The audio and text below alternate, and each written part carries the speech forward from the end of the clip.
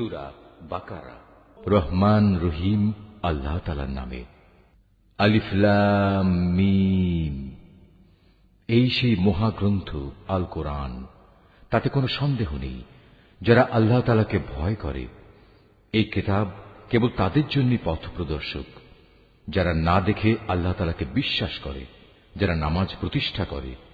তাদের আমি যা কিছু দান করেছি তারা তা থেকে আমারে নির্দেশিত পথে ব্যয় করে।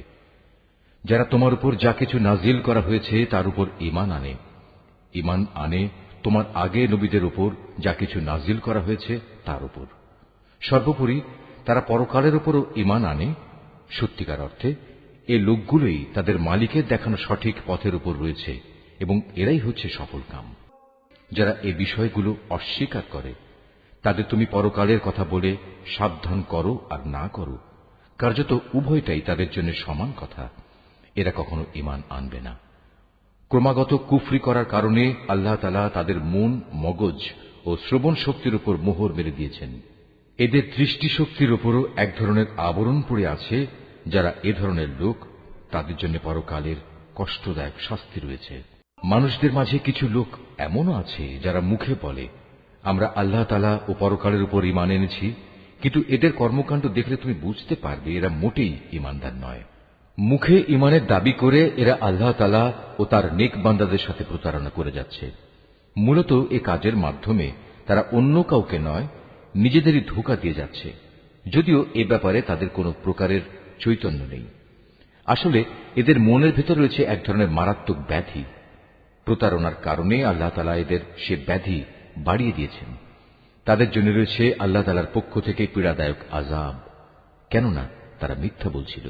তাদের যখন বলা হয় তোমরা এই শান্তিপূর্ণ জমিনে অশান্তি ও বিপর্যয় সৃষ্টি করো না, তখন তারা বলে না, আমরাই তো বরং সংশোধনকারী।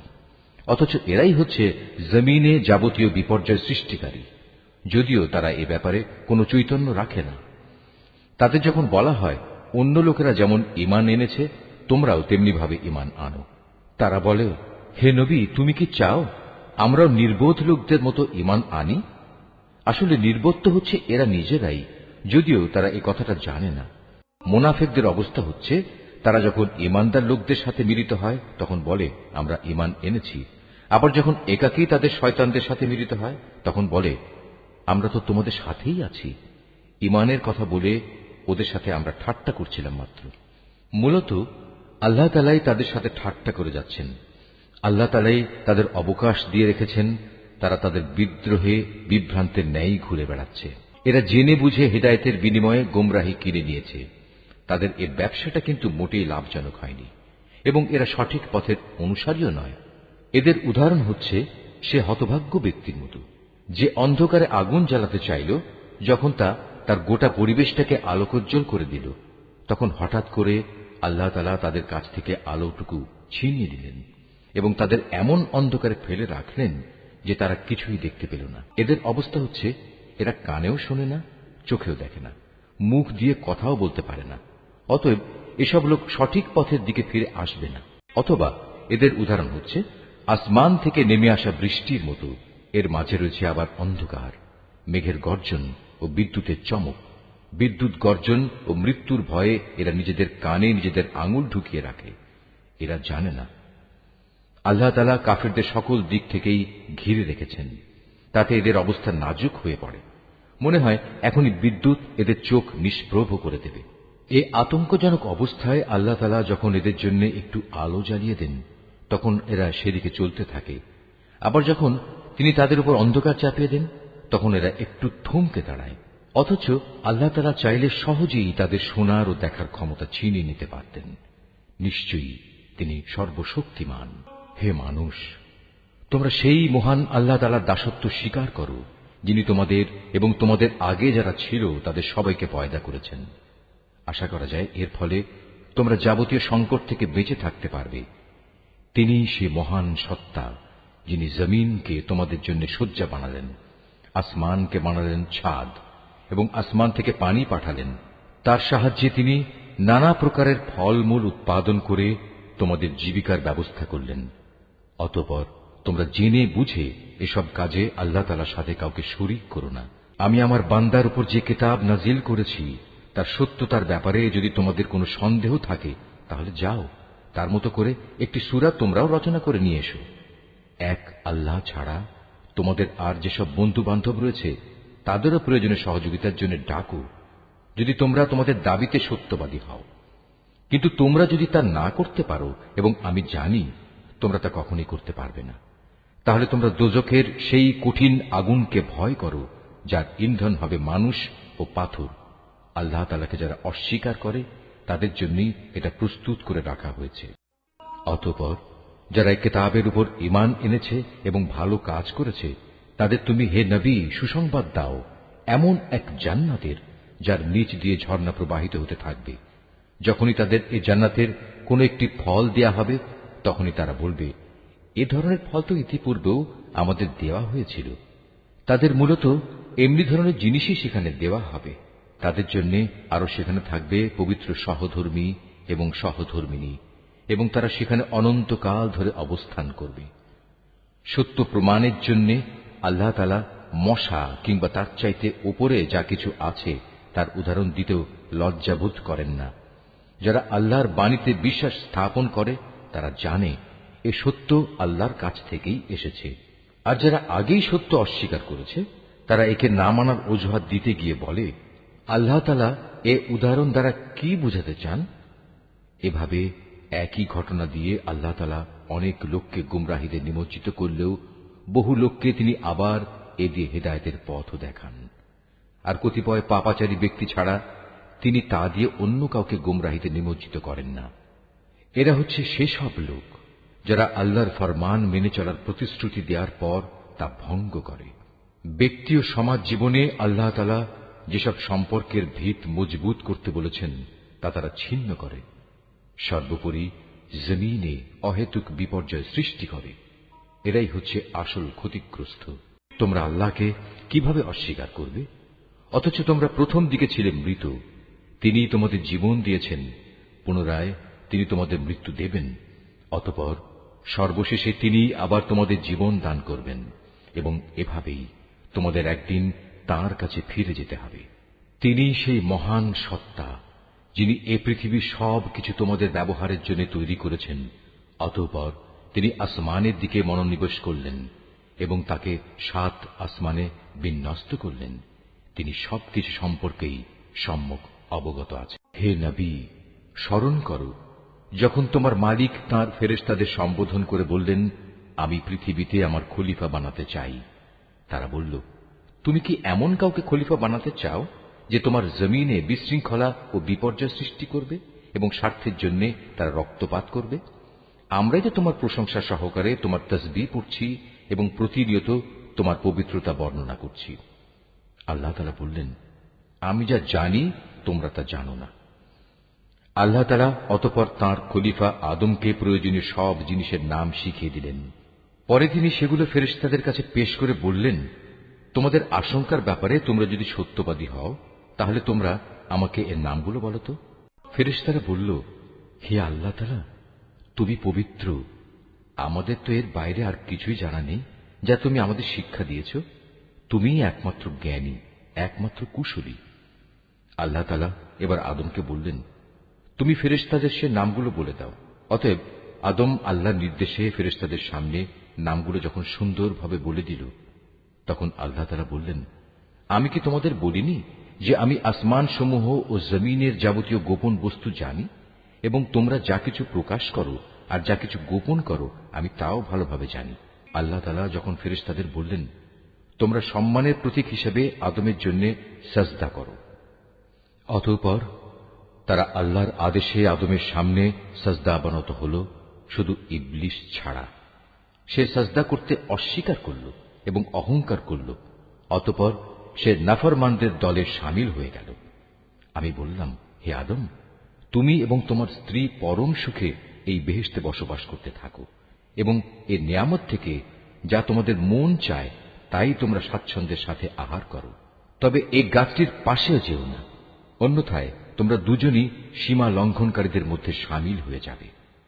কিন্তু শয়তান শেষ পর্যন্ত সেখান থেকে তাদের উভয়ের পদস্খলন ঘটাল। তারা উভয়ে বেহেশতে যেখানে ছিল সেখান থেকে সে তাদের বের করেই ছাড়ল। আর আমি তাদের বললাম, তোমরা একজন আরেকজনের দুশমন হিসেবে এখান থেকে নেমে পড়ো। তোমাদের পরবর্তী বাসস্থান হবে পৃথিবী। সেখানে একটি নির্দিষ্ট সময় পর্যন্ত তোমাদের জন্য জীবনের যাবতীয় উপকরণ থাকবে। অতঃপর আদম তার মালিকের কাছ থেকে হেদায়েত সম্বলিত কিছু বাণী পেল। আল্লাহ তাআলা তার উপর ক্ষমা পরবশ হলেন। অবশ্যই তিনি বড় মেহেরবান ও ক্ষমাশীল। আমি তাদের বললাম, তোমরা সবাই এবার এখান থেকে নেমে যাও। তবে যেখানে যাবে অবশ্যই সেখানে আমার পক্ষ থেকে তোমাদের কাছে জীবন বিধান সম্পর্কিত হেদায়েত আসবে।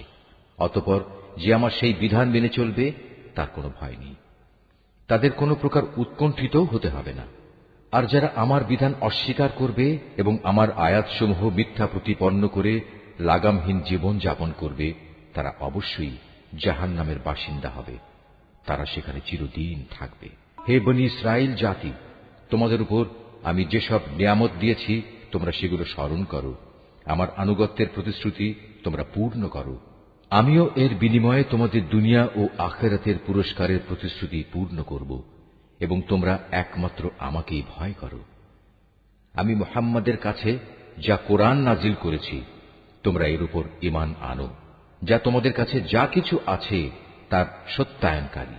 তোমরা কিছুতেই এর প্রথম অস্বীকারী হইও না এবং বৈষয়িক স্বার্থে সামান্য মূল্যে আমার আয়াত বিক্রি করো না এবং তোমরা শুধু আমাকেই ভয় করো। তোমরা মিথ্যা দিয়ে সত্যকে পোশাক পরিয়ে দিও না এবং সত্যকে জেনে বুঝে লুকিয়েও রেখো না। তোমরা নামাজ প্রতিষ্ঠা করো, যাকাত আদায় করো। যারা আমার সামনে অবনত হয় তাদের সাথে মিলে তোমরাও আমার আনুগত্য স্বীকার করো। তোমরা কি মানুষদের ভালো কাজের আদেশ করো এবং নিজেদের জীবনে তা বাস্তবায়নের কথা ভুলে যাও? অথচ তোমরা সবাই আল্লাহর কেতাব পড়ো, কিন্তু কেতাবের এ কথা তোমরা কি বোঝো না? হে ঈমানদার ব্যক্তিরা, তোমরা সবর ও নামাজের মাধ্যমে আল্লাহর কাছে সাহায্য চাও। যাবতীয় হক আদায় করে নামাজ প্রতিষ্ঠা করা অবশ্যই একটা কঠিন কাজ, কিন্তু যারা আল্লাহকে ভয় করে তাদের কথা আলাদা। যারা জানে একদিন তাদের সবাইকে তাদের মালিকের সামনাসামনি হতে হবে এবং তাদের সবাইকে তাঁর কাছে ফিরে যেতে হবে, তার জন্য এটা কঠিন কিছু নয়। হে বনী ইসরাইল জাতি, তোমরা আমার সেই নিয়ামতের কথা স্মরণ করো যা আমি তোমাদের দান করেছি। আমার সেই নিয়ামতের মধ্যে একটি ছিল, আমি তোমাদের সৃষ্টিকুলের উপর প্রাধান্য দিয়েছিলাম। হে ঈমানদার ব্যক্তিরা, তোমরা সেই দিনটিকে ভয় করো যেদিন একজন আরেকজনের কোনোই কাজে আসবে না। একজনের কাছ থেকে আরেকজনের পক্ষে কোনো সুপারিশও সেদিন গ্রহণ করা হবে না এবং কারো কাছ থেকে মুক্তিপণ নেয়া কিংবা তা নিয়ে কাউকে ছেড়ে দেয়া হবে না, না তাদের সেদিন কোন রকম সাহায্য করা হবে। স্মরণ করো যখন আমি তোমাদের ফেরাউনের লোকদের গোলামি থেকে মুক্তি দিয়েছিলাম। তারা তোমাদের উপর ভীষণ অত্যাচার করত। তারা নিকৃষ্ট ধরনের শাস্তি দ্বারা তোমাদের যন্ত্রণা দিত। তারা তোমাদের পুত্র সন্তানদের হত্যা করত এবং তোমাদের মেয়েদের তারা জীবিত রেখে দিত। তোমাদের মালিকের পক্ষ থেকে এতে তোমাদের জন্য বড় একটা পরীক্ষা নিহিত ছিল। আরো স্মরণ করো যখন আমি তোমাদের জন্য সমুদ্রকে দ্বিধা বিভক্ত করে দিয়েছিলাম। অতঃপর আমি তোমাদের সমূহ মৃত্যুর হাত থেকে বাঁচিয়ে দিয়েছিলাম এবং আমি ফেরাউন ও তার দলবলকে সমুদ্রে ডুবিয়ে দিয়েছিলাম, আর তোমরা তা তো নিজেরাই প্রত্যক্ষ করেছিলে। আরো স্মরণ করো যখন মূসাকে আমি বিশেষ একটি কাজে 40 রাত নির্ধারণ করে দিলাম। তার যাওয়ার পর তোমরা একটি বাছুরকে মাবুদ রূপে গ্রহণ করে নিলে। তোমরা এতে করে ভীষণ জুলুম করেছিলে। অতঃপর এ অপরাধ সত্ত্বেও আমি পুনরায় তোমাদের ক্ষমা করে দিয়েছি এ আশায় যে তোমরা আমার কৃতজ্ঞতা আদায় করবে। সে কথাও স্মরণ করো যখন আমি মূসাকে কেতাব ও ন্যায় অন্যায়ের পরককারী একটি মানদণ্ড দান করেছি, যাতে করে তোমরা হেদায়েতের পথে চলতে পারো। আরো স্মরণ করো মূসা যখন তার নিজ লোকদের কাছে এসে বলল, হে আমার জাতি, তোমরা আমার অবর্তমানে বাছুরকে মাবুদ হিসেবে গ্রহণ করে যে বড় রকমের জুলুম করেছ, তার জন্য অবিলম্বে আল্লাহর দরবারে তওবা করো এবং তোমরা তোমাদের নিজেদের শিরকে অভিশপ্ত নফস সমূহকে হত্যা করো। এর মাঝেই আল্লাহর কাছে তোমাদের জন্য কল্যাণ রয়েছে। অতঃপর আল্লাহ তাআলা তোমাদের উপর ক্ষমা পরবশ হবেন, কারণ তিনি বড়ই ক্ষমাশীল ও অনুগ্রহকারী। তোমরা যখন বলেছিলে, হে মূসা, আমরা আল্লাহকে প্রত্যক্ষভাবে না দেখলে কখনো তার উপর ঈমান আনব না। তখন এ ধৃষ্টতার শাস্তি হিসেবে মুহূর্তের মধ্যেই বজ্রের মতো এক গজব তোমাদের উপর নিপতিত হল, আর তোমরা তার দিকে চেয়েই থাকলে, কিছুই করতে পারলে না। অতঃপর এই ধ্বংসকর মৃত্যুর পর তোমাদের আমি পুনরায় জীবন দান করলাম, যাতে করে তোমরা আমার কৃতজ্ঞতা আদায় করতে পারো। আমি তোমাদের উপর মেঘের ছায়া দান করেছিলাম, মান এবং সালওয়া নামক খাবারও তোমাদের জন্য পাঠিয়েছিলাম। আমি তোমাদের বলেছিলাম, সেসব পবিত্র খাবার খাও যা আমি তোমাদের দিয়েছি, তা তোমরা উপভোগ করো। নিয়ামত অবজ্ঞা করে তারা আমার উপর কোনো অবিচার করেনি, বরং এর দ্বারা তারা নিজেরাই নিজেদের উপর জুলুম করেছে। স্মরণ করো, আমি যখন তোমাদের বলেছিলাম তোমরা এই জনপদে ঢুকে পড়ো এবং তোমরা তার যেখান থেকেই ইচ্ছা স্বাচ্ছন্দ্যে আহার করো, দম্ভ সহকারে প্রবেশ না করে মাথা নত করে ঢুকো। তোমরা ক্ষমার কথা বলবে, আমিও তোমাদের ভুল ত্রুটিসমূহ ক্ষমা করে দেব, এবং যারা ভালো কাজ করে আমি এভাবেই তাদের পাওনার অঙ্ক বাড়িয়ে দেই।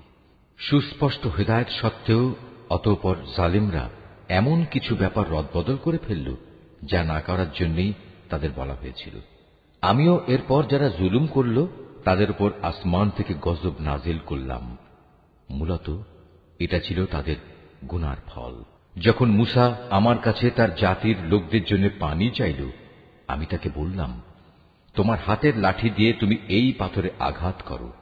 আঘাত করা মাত্রই সে পাথর থেকে 12টি পানির নহর উৎপন্ন হয়ে গেল। প্রত্যেক গোত্রই নিজ নিজ পানির ঘাট চিনে নিল। আমি বললাম, আল্লাহর দেয়া রিজিক থেকে তোমরা পানাহার করো, তবে আমার জমিনে বিপর্যয় সৃষ্টি করে বেরিও না। স্মরণ করো, তোমরা যখন মুসাকে বলেছিলে, হে মুসা, প্রতিদিন একই ধরনের খাবারের উপর আমরা কিছুতেই আর ধৈর্য ধরতে পারব না। তুমি তোমার মালিকের কাছে বলো যেন তিনি কিছু ভূমিজাত দ্রব্য, তরিতরকারি, পেঁয়াজ, রসুন, ভুট্টা, ডাল উৎপাদন করেন। সে বলল, তোমরা কি আল্লাহর পাঠানো এই উৎকৃষ্ট জিনিসের সাথে একটি তুচ্ছ ধরনের জিনিসকে বদলে নিতে চাও? যদি তাই হয়, তাহলে তোমরা অন্য কোন শহরে সরে পড়ো, যেখানে তোমাদের এসব জিনিস যা তোমরা চাইবে তা অবশ্যই পাওয়া যাবে। আল্লাহ তাআলার আদেশ অমান্য করার ফলে শেষ পর্যন্ত অপমান ও দারিদ্র্য তাদের উপর ছেয়ে গেল। আল্লাহর গজব দ্বারা তারা আক্রান্ত হয়ে গেল। এটা এ কারণে যে এরা ক্রমাগত আল্লাহর আয়াতকে অস্বীকার করতে থাকল এবং আল্লাহর নবীদের অন্যায়ভাবে হত্যা করতে থাকল। আর এসব কিছু এজন্যই ছিল যে তারা আল্লাহর সাথে নাফরমানি ও সীমা লঙ্ঘন করছিল। যারা ঈমান আনে, তারা খ্রিস্টান হোক, ইহুদি হোক কিংবা সাবি হোক, তারাই হবে মুসলমান। এদের যে কেউ আল্লাহর উপর ঈমান আনবে পরকালের উপর এবং যথার্থ ভালো কাজ করবে, তাদের জন্য তাদের মালিকের কাছে পুরস্কার রয়েছে, এবং এসব লোকের যেমন কোনো ভয় নেই, তেমনি তারা চিন্তিতও হবে না। স্মরণ করো, যখন আমি তোমাদের কাছ থেকে প্রতিশ্রুতি নিয়েছিলাম যে তোমরা তাওরাত মেনে চলবে, এবং তুর পাহাড়কে আমি তোমাদের উপর তুলে ধরে বলেছিলাম যে কিতাব তোমাদের আমি দান করেছি তা শক্তভাবে আঁকড়ে ধরো, এবং তাতে যা কিছু আছে তা স্মরণ রেখো। এই উপায়ে তোমরা হয়তো শয়তান থেকে নিজেদের বাঁচাতে পারবে। অতঃপর তোমরা এ ওয়াদা থেকে ফিরে গেলে, কিন্তু তা সত্ত্বেও আমার অনুদান ও রহমত যদি তোমাদের উপর না থাকত, তাহলে তোমরা অবশ্যই ধ্বংস হয়ে যেতে। তোমরা তো ভালো করেই তাদের জানো যারা তোমাদের মধ্যে শনিবারে আল্লাহর আদেশ লঙ্ঘন করেছে।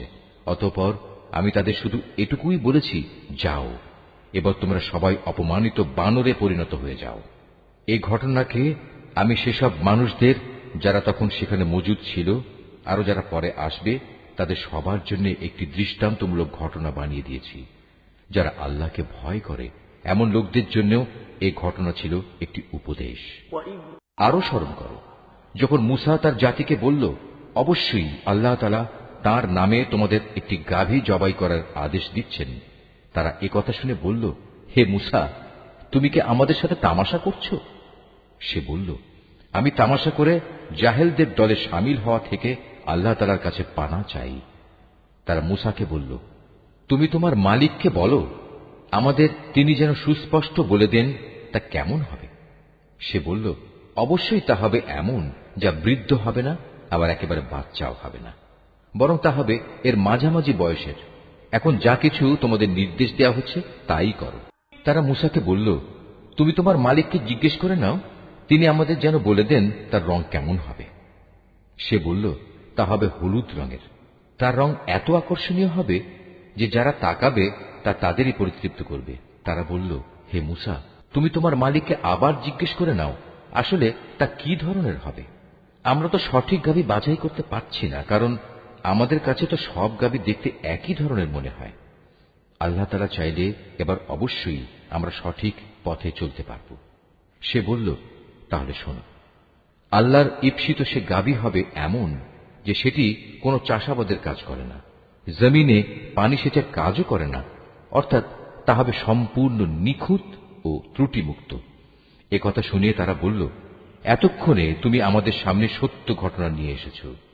অতঃপর তারা এ ধরনের একটি গাভী জবাই করল, যদিও ইতিপূর্বে মনে হয়নি যে তারা এই কাজটি আদৌ করতে চায়। স্মরণ করো, যখন তোমরা একজন লোককে হত্যা করেছিলে, অতঃপর সে ব্যাপারে তোমরা একে অপরের উপর হত্যার অভিযোগ আরোপ করতে শুরু করলে, অথচ আল্লাহ তাআলা সেই বিষয়ই মানুষের সামনে বের করে আনতে চাইলেন যা তোমরা লুকোবার চেষ্টা করেছিলে।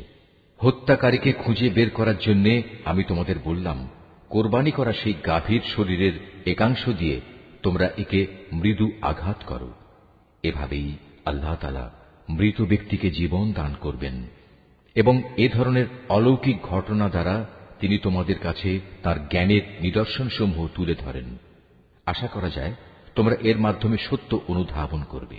কিন্তু এত বড় একটি নিদর্শন সত্ত্বেও অতঃপর তোমাদের মন কঠিন হয়ে গেল, এমন কঠিন যেন তা শক্ত পাথর, বরং মাঝে মাঝে মনে হয় পাথরের চেয়েও বুঝি তার বেশি কঠিন। কেননা কিছু পাথর এমন আছে যা থেকে মাঝে মাঝে ঝর্ণাধারা নির্গত হয়, আবার কোনো কোনো সময় তা বিদীর্ণ হয়ে ফেটেও যায় এবং তা থেকে পানির ফোয়ারাও বেরিয়ে আসে। অবশ্য এর মধ্যে থেকে এমন কিছু পাথর আছে যা আল্লাহর ভয়ে ধসে পড়ে। আল্লাহ তাআলা তোমাদের কার্যকলাপ সম্পর্কে মোটেই গাফেল নন। হে ঈমানদার লোকেরা, এরপরেও তোমরা কি এই আশা পোষণ করো যে এরা তোমাদের সাথে তোমাদের দ্বীনের জন্য ঈমান আনবে? অথচ এদের একাংশ যুগ যুগ ধরে আল্লাহর কিতাব শুনে আসছে, অতঃপর তারা তাকে বিকৃত করছে, অথচ এরা ভালো করেই তা জানে। এদের অবস্থা হচ্ছে, এরা যখন ঈমানদারদের সাথে সাক্ষাৎ করে তখন বলে, আমরা ঈমান এনেছি, কিন্তু এরাই আবার যখন গোপনে একে অপরের সাথে মিলিত হয় তখন বলে, তোমরা কি মুসলমানদের কাছে সেসব কথা প্রকাশ করে দাও যা আল্লাহ তাআলা মুহাম্মদের নবুয়ত সম্পর্কে আগেই তাওরাতে তোমাদের উপর ব্যক্ত করেছেন। খবরদার, তোমরা এমনটি কখনো করো না, তাহলে তারা একদিন তোমাদের মালিকের সামনে এটা দিয়েই তোমাদের বিরুদ্ধে সাক্ষ্য উত্থাপন করবে। তোমরা কি এটুকু কথাও বুঝতে পারো না? এরা কি জানে না আল্লাহর কিতাবে যা কিছু এরা গোপন করে, আবার নিজেদের স্বার্থে তারা যা প্রকাশ করে তা সবই আল্লাহ তাআলা জানেন। এদের আরেকটি দল যারা একান্ত অশিক্ষিত, নিরক্ষর, এরা আল্লাহর কিতাব সম্পর্কে কিছুই জানে না।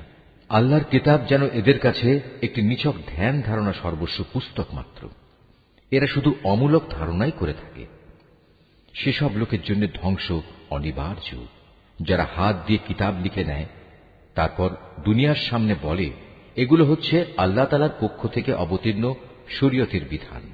তাদের উদ্দেশ্য হচ্ছে যেন তা দিয়ে দুনিয়ার কিছু স্বার্থ তারা কিনে নিতে পারে। অতঃপর তাদের হাত যা কিছু রচনা করেছে তার জন্য তাদের ধ্বংস ও দুর্ভোগ, যা কিছু তারা উপার্জন করেছে তার জন্য তাদের দুর্ভোগ।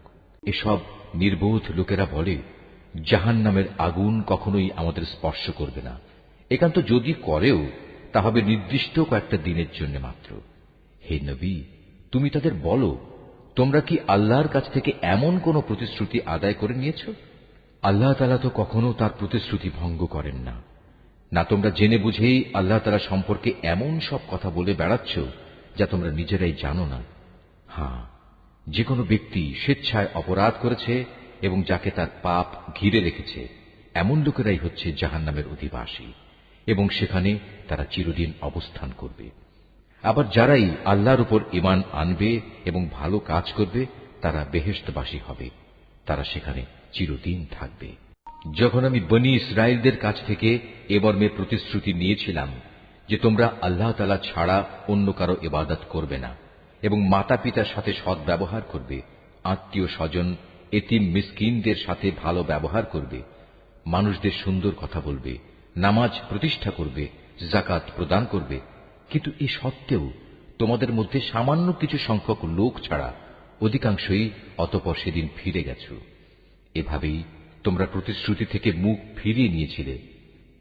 তোমাদের কাছ থেকে আমি এ প্রতিশ্রুতিও নিয়েছিলাম যে তোমরা কেউ কারো রক্তপাত করবে না এবং নিজেদের লোকদের তাদের ঘর বাড়ি থেকে উচ্ছেদ করবে না।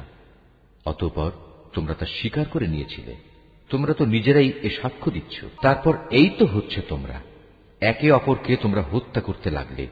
তোমাদের এক দলকে তোমরা তাদের ভিটে মাটি থেকে বিতাড়িত করে দিতে লাগলে। অন্যায় এবং জুলুম দ্বারা জালেমদের তোমরা তাদের উপর পৃষ্ঠপোষকতা করতে থাকলে। শুধু তাই নয়, কোন লোক যুদ্ধবন্দী হয়ে তোমাদের কাছে এলে তোমরা তাদের জন্য মুক্তিপণ দাবি করো, অথচ তাদের ঘরবাড়ি থেকে উচ্ছেদ করাটাই ছিল তোমাদের উপর অবৈধ কাজ এবং আল্লাহ তাআলাকে দেয়া প্রতিশ্রুতির লঙ্ঘন। তোমরা কি তাহলে আল্লাহর কিতাবের একাংশ বিশ্বাস করো এবং আরেক অংশ অবিশ্বাস করো?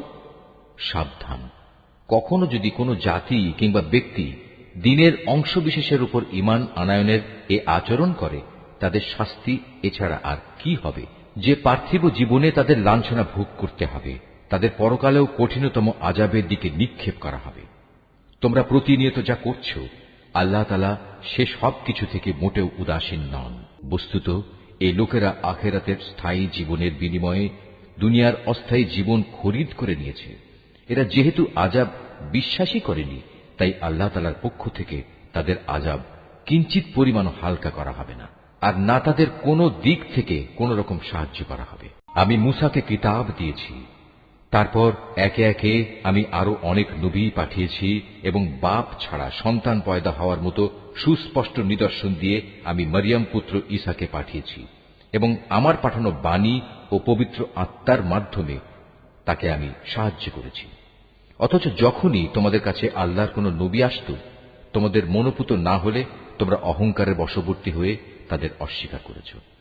তাদের কাউকে তোমরা মিথ্যাবাদী বলেছ, আবার তাদের একদলকে তোমরা হত্যাও করেছ। তারা বলে, হিদায়াতের জন্য আমাদের মন ও তার দরজা বন্ধ হয়ে আছে। আসলে আল্লাহ তাআলাকে তাদের ক্রমাগত অস্বীকার করার কারণে তিনি তাদের উপর অভিসম্পাত করেছেন। অতঃপর তাদের সামান্য পরিমাণ লোকই আল্লাহর উপর ঈমান এনেছে। যখনই তাদের কাছে আল্লাহর কাছ থেকে কিতাব নাজিল হল, যা তাদের কাছে মজুদ কিতাবের সত্যতা স্বীকার করে, তাছাড়া এর আগে তারা নিজেরাই সমাজের অন্যান্য কাফেরদের উপর বিজয়ী হওয়ার জন্য এই কিতাব ও তার বাহকের আগমন কামনা করেছিল। কিন্তু আজ যখন তা তাদের কাছে এলো এবং যা তারা যথাযথ চিনতেও পারল, তাই তারা অস্বীকার করল। যারা আল্লাহর কিতাব অস্বীকার করে, তাদের উপর আল্লাহর অভিসম্পাত নাজিল হোক। কত নিকৃষ্ট বস্তু সেটি, যার বিনিময়ে তারা তাদের নিজেদের মন প্রাণ বিক্রয় করে দিয়েছে। শুধু গোঁড়ামির বশবর্তী হয়েই তারা আল্লাহর নাজিল করা বিধান অস্বীকার করেছে, শুধু এ কারণে যে আল্লাহ তাআলা তার বান্দাদের মধ্যে থেকে যাকে চান তাকে নবুয়ত দিয়ে অনুগ্রহ করেন। তাদের এ কুফরির ফলে তারা ক্রোধের উপর ক্রোধে আক্রান্ত হল। আর কাফেরদের জন্য তো এমনই অপমানজনক শাস্তি রয়েছে, যখন তাদের বলা হয় আল্লাহ তাআলা যা কিছু নাজিল করেছেন তার উপর ঈমান আনো। তারা বলে, আমরা তো শুধু সেসব কিছুর উপর ঈমান আনি যা আমাদের বনী ইসরাইল জাতির উপর নাজিল করা হয়েছে। এর বাইরে যা তারা অস্বীকার করে, অথচ তা একান্ত সত্য, তা তাদের কাছে নাজিল করা আল্লাহর কথাগুলোকেও সত্য বলে স্বীকার করে। হে নবী, তুমি বলো, তোমরা যদি বিশ্বাসী হও তাহলে আল্লাহর নবীদের ইতিপূর্বে তোমরা কেন হত্যা করেছিলে? তোমাদের কাছে তো একসময় সুস্পষ্ট নিদর্শন সহকারে মূসাও নবী হয়ে এসেছিল, অথচ তার সামান্য কয়েকদিনের অনুপস্থিতির পরেই তোমরা একটি বাছুরকে মাবুদ হিসেবে গ্রহণ করে নিলে। কত বড় জালেম ছিলে তোমরা! আরো স্মরণ করো, যখন আমি তোমাদের কাছ থেকে একটি প্রতিশ্রুতি আদায় করেছিলাম, তোমাদের মাথার উপর তুর পাহাড় তুলে ধরে আমি বলেছিলাম, যা কিছু বিধি বিধান আমি তোমাদের দিয়েছি তা শক্ত করে আঁকড়ে ধরো এবং আমার কথাগুলো শুনো। এর জবাবে তারা মুখে তো বলল, হ্যাঁ, আমরা তোমার কথা শুনেছি, কিন্তু বাস্তব জীবনে তা অস্বীকার করে বলল, আমরা তা অমান্য করলাম। আসলে আল্লাহ তাআলাকে তাদের অস্বীকার করার কারণে সেই বাছুরকে মাবুদ বানানোর নেশা তখনও তাদের মনকে আকৃষ্ট করে রেখেছিল। তুমি তাদের বলো, যদি তোমরা সত্যি মোমেন হও তাহলে বলতে পারো, এটা কত খারাপ ঈমান যা একজন ব্যক্তিকে এ ধরনের কাজের আদেশ দেয়। যদি তোমরা মনে করো অন্যদের বদলে পরকালের নিবাস আল্লাহর কাছে শুধু তোমাদের জন্য নির্দিষ্ট, তাহলে যাও, তা পাওয়ার জন্য তোমরা মৃত্যু কামনা করো, যদি তোমরা সত্যবাদী হও। হে নবী, তুমি জেনে রাখো, এরা কখনোই কামনা করবে না আল্লাহর সাথে যে আচরণ এরা করেছে, এবং নিজেদের হাত দিয়ে এরা যা কিছু অর্জন করেছে তার পরিণাম জানার পর এরা কখনো তা কামনা করবে না। আল্লাহ তাআলা জালেমদের ভালো করে জানেন। সত্যি কথা হচ্ছে, এদেরকেই বরং তুমি দেখতে পাবে বেঁচে থাকার ব্যাপারে এরা বেশি লোভী। আল্লাহ তাআলার সাথে যারা শিরক করে, এ বনী ইসরায়েলের লোকেরা তাদের চেয়েও এক কদম অগ্রসর। এদের প্রত্যেক ব্যক্তি 1000 বছর জীবিত থাকতে চায়, কিন্তু যত দীর্ঘ জীবনী এদের দেয়া হোক না কেন, তা কখনো এদের তার অবশ্যম্ভাবী আযাব থেকে বাঁচাতে পারবে না। আল্লাহ তাআলা এদের যাবতীয় কাজকর্ম পুঙ্খানুপুঙ্খ পর্যবেক্ষণ করেন।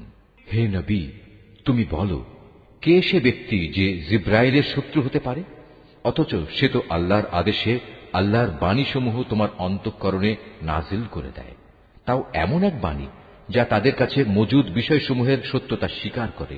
সর্বোপরি এ হচ্ছে মোমেনদের জন্য সুসংবাদবাহী গ্রন্থ।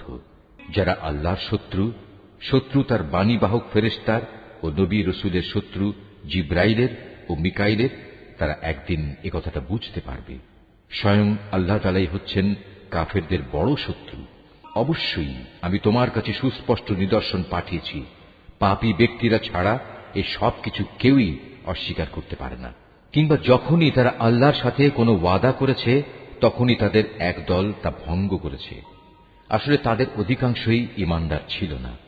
যখনই তাদের কাছে আল্লাহর পক্ষ থেকে কোনো নবী আসে এবং যে তাদের কাছে আগের কিতাবে যেসব কথা মজুদ রয়েছে তার সত্যতা স্বীকার করে, তখনই সেই আগের কিতাবের ধারকদের একটি দল পূর্ববর্তী কিতাবের কথাগুলো এমনভাবে তাদের পেছনের দিকে ফেলে দিল যেন তারা এ ব্যাপারে কিছুই জানে না। আল্লাহর প্রতি অবজ্ঞা প্রদর্শন করেই এরা ক্ষান্ত হয়নি। জাদু মন্ত্রের এমন কিছু জিনিসও এরা অনুসরণ করতে শুরু করল যা শয়তান কর্তৃক সুলাইমান নবীর রাজত্বের সময় সমাজে চালু করা হয়েছিল।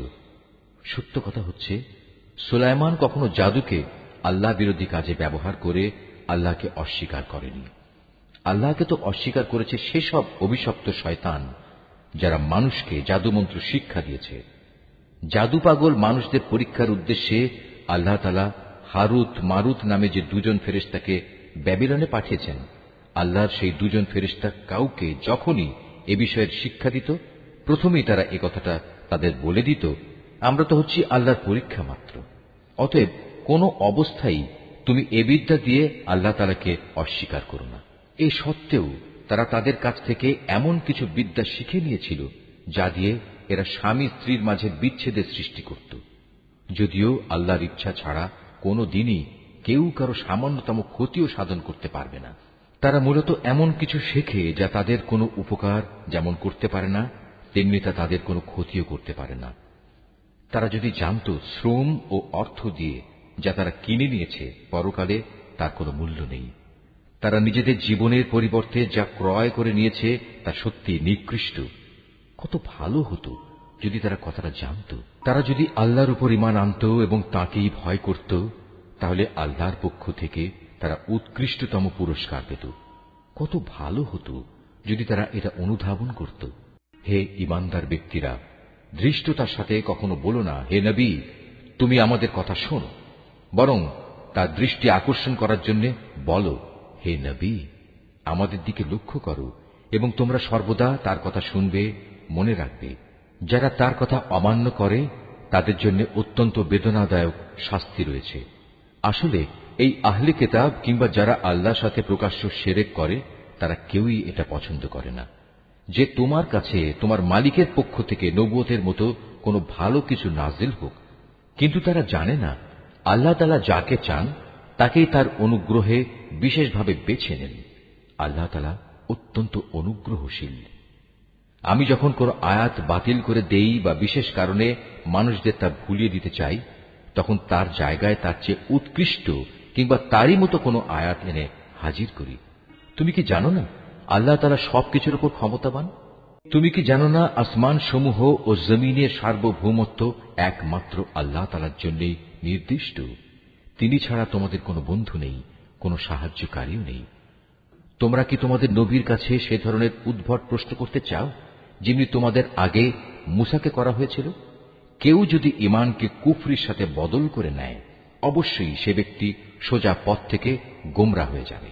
আহলে কেতাবদের অনেকেই বিদ্বেষের কারণে চাইবে যেভাবেই হোক তোমাদের ঈমানের আলোর বদলে আবার সেই কুফরির অন্ধকারে ফিরিয়ে নিতে। এমনকি সত্য তাদের কাছে স্পষ্ট হয়ে যাওয়ার পরও তারা এ পথ থেকে বিরত হবে না। অতএব তাদের ব্যাপারে আল্লাহর সিদ্ধান্ত আসা পর্যন্ত তোমরা ক্ষমার নীতি অবলম্বন করো এবং তাদের সাথে ভালো ব্যবহার করো। আল্লাহ তাআলা সব কিছুর উপর অবশ্যই ক্ষমতাশালী। তোমরা নামাজ প্রতিষ্ঠা করো এবং যাকাত আদায় করো।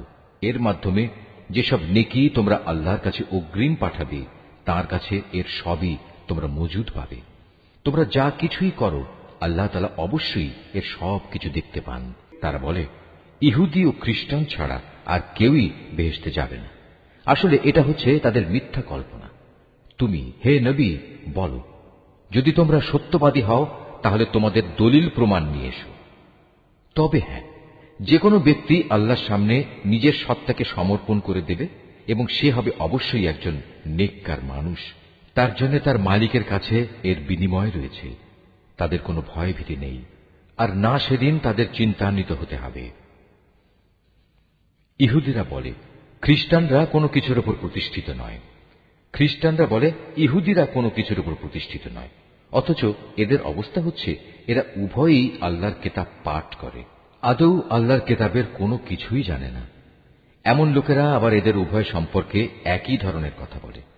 তারা যে বিষয়ে মতবিরোধ করছে, আল্লাহ তাআলা শেষ বিচারের দিনে সে বিষয়ে তাদের মাঝে মীমাংসা করে দেবেন। সে ব্যক্তির চেয়ে বড় জালেম আর কে আছে, যে ব্যক্তি আল্লাহর ঘর মসজিদে তার নাম স্মরণ করতে বাধা দেয় এবং তার ধ্বংস সাধনে সচেষ্ট হয়। এ ধরনের লোকদের বস্তুত তাতে ঢোকার কোনো যোগ্যতাই নেই। তবে একান্ত ভীত সন্ত্রস্তভাবে ঢুকলে তা ভিন্ন কথা। তাদের জন্য পৃথিবীতে যেমন অপমান লাঞ্ছনা রয়েছে, তেমনি রয়েছে পরকালে কঠিনতম শাস্তি। এরা কেবলা বদলের ব্যাপারেও মতবিরোধ করেছিল, অথচ পূর্ব পশ্চিম সবই তো আল্লাহ তাআলার। তাছাড়া তোমরা যেদিকেই মুখ ফিরাবে সেদিকেই তো আল্লাহ তাআলা রয়েছেন। আল্লাহ তাআলা সর্বব্যাপী এবং জ্ঞানী। খ্রিস্টান লোকেরা বলে, আল্লাহ তাআলা অমুককে নিজের সন্তান রূপে গ্রহণ করেছেন, অথচ যাবতীয় পবিত্রতা একান্তভাবে তাঁর। তিনি এ সব কিছুর অনেক ঊর্ধ্বে। আসমান সমূহ ও জমিনের সব কিছুই তাঁর জন্যে। এর প্রতিটি বস্তুই তাঁর একান্ত অনুগত। বরং আসমান সমূহ ও জমিনের তিনিই স্রষ্টা। যখন তিনি কোনো একটি বিষয়ের সিদ্ধান্ত করেন, সে ব্যাপারে শুধু এটুকুই বলেন, হও, আর সাথে সাথেই তা হয়ে যায়। যারা সঠিক কথা জানে না তারা বলে, আল্লাহ তাআলা নিজে আমাদের সাথে কথা বলেন না কেন, অথবা এমন কোন নিদর্শন আমাদের কাছে কেন পাঠান না যার মাধ্যমে আমরা তাকে দেখতে পাব। এদের আগের লোকেরাও এদের মতো করেই কথা বলতো। এদের সবার মন আসলে একই ধরনের। আল্লাহকে যারা দৃঢ়ভাবে বিশ্বাস করে, আমি তাদের জন্য আমার নিদর্শন সমূহ সুস্পষ্ট করে পেশ করে দিয়েছি। অবশ্যই আমি তোমাকে সত্য দিন সহ পাঠিয়েছি আযাবের ভীতি প্রদর্শনকারী ও জান্নাতের সুসংবাদবাহী হিসেবে।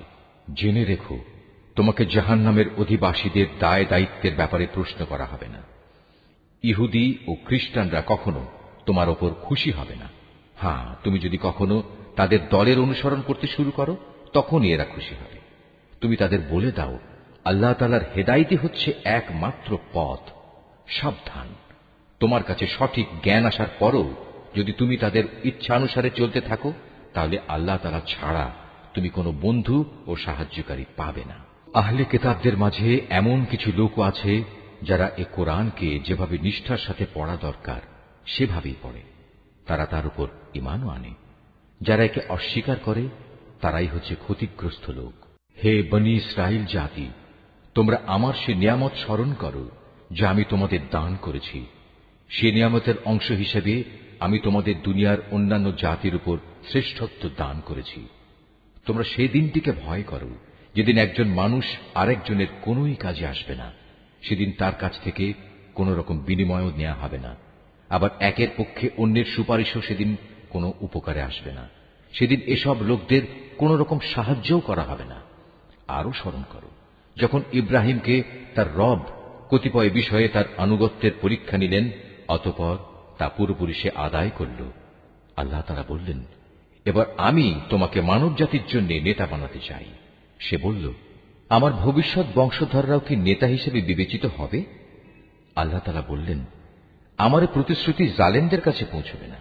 স্মরণ করো আমি যখন মানুষদের মিলনস্থল ও নিরাপত্তার কেন্দ্র হিসেবে এই কাবা ঘরটি নির্মাণ করেছিলাম, আমি তাদের আদেশ দিয়েছিলাম, তোমরা ইব্রাহিমের দাঁড়ানোর স্থানটিকে নামাজের স্থান হিসেবে গ্রহণ করো। আমি ইব্রাহিম ও ইসমাইলকে আদেশ দিয়েছিলাম যেন তারা আমার ঘর কাবাকে হজ ও ওমরার তাওয়াফকারীদের জন্য, আল্লাহর ইবাদতে আত্মনিয়োগকারীদের জন্য, সর্বোপরি তার নামে রুকু সেজদাকারীদের জন্য পবিত্র করে রাখে। ইব্রাহিম যখন বলেছিল, হে মালিক, এ শহরকে তুমি শান্তি ও নিরাপত্তার শহর বানিয়ে দাও এবং এখানকার অধিবাসীদের মাঝে যে ব্যক্তি আল্লাহ তাআলা এবং পরকালে বিশ্বাস করে তুমি তাদের ফলমূল দিয়ে আহারের যোগান দাও। আল্লাহ তাআলা বললেন, হ্যাঁ, যে ব্যক্তি আমাকে অস্বীকার করবে তাকেও আমি অল্প কয়েকদিন জীবনের উপায় উপকরণ সরবরাহ করতে থাকব। অতঃপর অচিরেই আমি তাদের আগুনের আযাব ভোগ করতে বাধ্য করব, যা সত্যি বড় নিকৃষ্টতম স্থান। ইব্রাহিম ও ইসমাইল যখন এই ঘরের ভিত্তি উঠাচ্ছিল, তখন তারা আল্লাহর কাছে দোয়া করল, হে আমাদের মালিক, আমরা যে উদ্দেশ্যে এই ঘর নির্মাণ করেছি তা তুমি আমাদের কাছ থেকে কবুল করো। একমাত্র তুমি সবকিছু জানো এবং সবকিছু শোনো। তারা আরো বলল, হে আমাদের মালিক, আমাদের উভয়কেই তুমি তোমার অনুগত মুসলিম বান্দা বানাও এবং আমাদের পরবর্তী বংশধরদের মাঝ থেকেও তুমি তোমার একদল অনুগত বান্দা বানিয়ে দাও।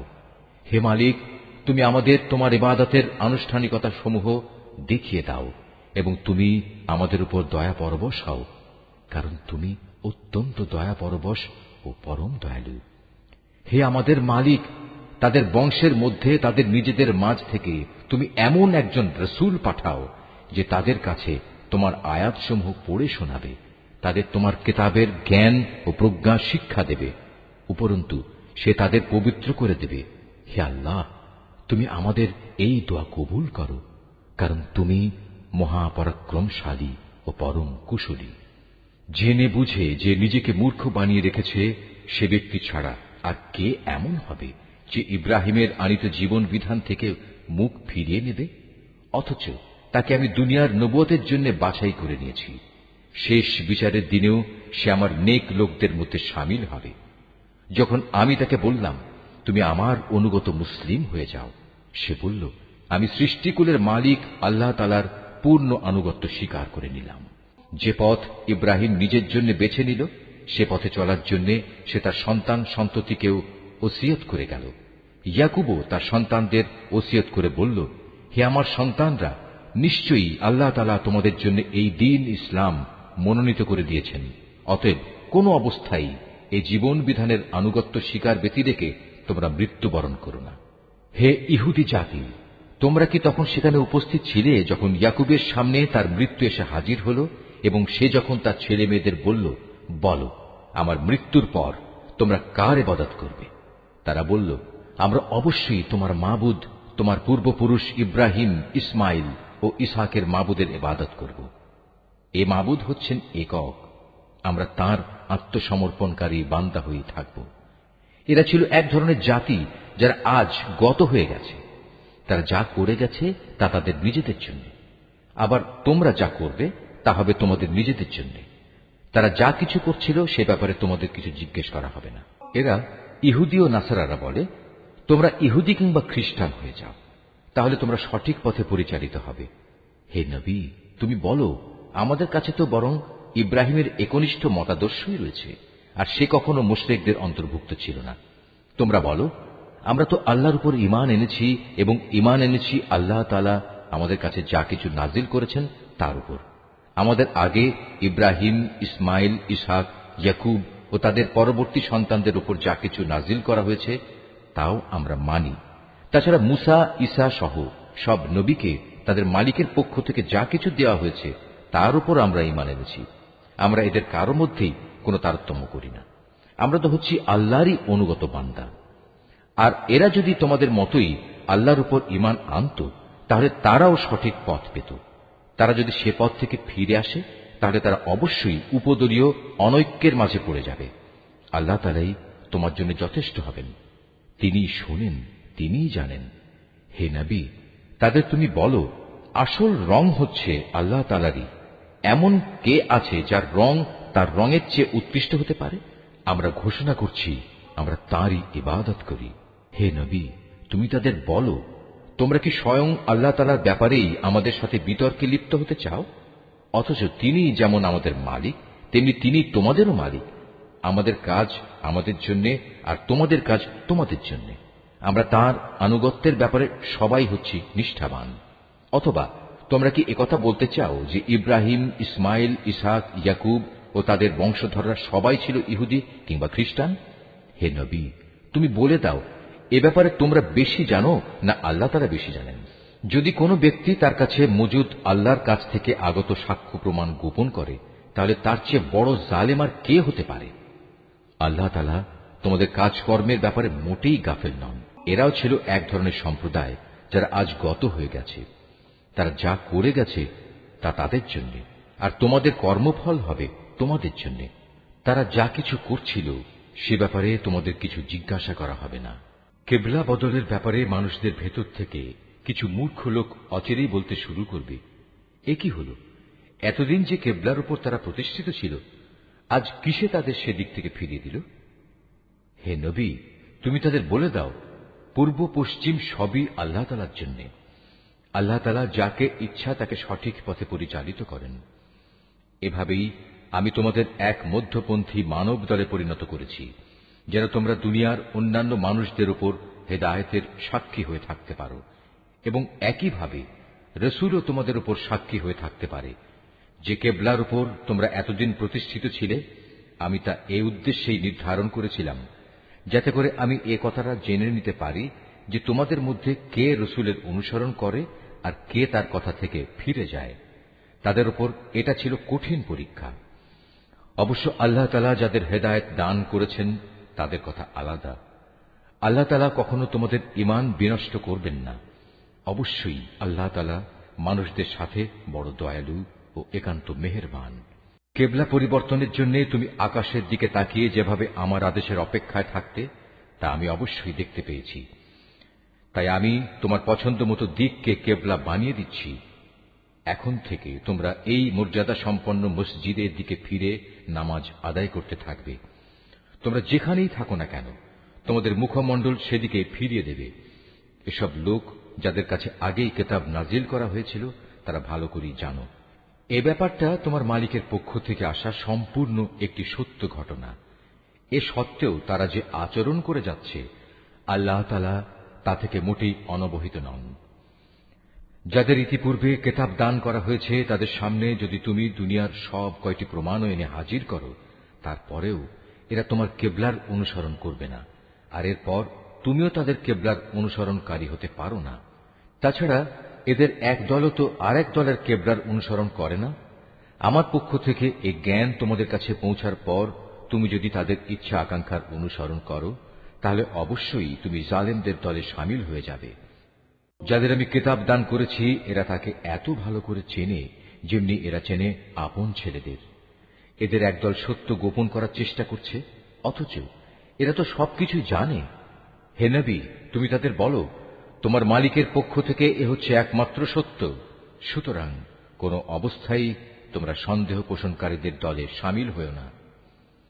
প্রত্যেক জাতির জন্য ইবাদতের একটা দিক নির্দিষ্ট থাকে, যেদিকে সে জাতি মুখ করে দাঁড়ায়। অতএব তোমরা আসল কল্যাণের দিকে অগ্রসর হবার কাজে একে অপরের সাথে প্রতিযোগিতা করো। তোমরা যেখানেই থাকো না কেন, তিনি তোমাদের সবাইকে একই স্থানে এনে হাজির করবেন। অবশ্যই আল্লাহ তাআলা সব কিছুর উপর ক্ষমতাবান। তুমি যে কোনো স্থান থেকেই বেরিয়ে আসো না কেন, নামাজের জন্য মসজিদে হারামের দিকে মুখ ফেরাও, কেননা এটাই হচ্ছে আল্লাহ তাআলার কাছ থেকে কেবলা সংক্রান্ত সঠিক সিদ্ধান্ত। আর আল্লাহ তাআলা তোমাদের কার্যাবলী সম্পর্কে মোটেই উদাসীন নন।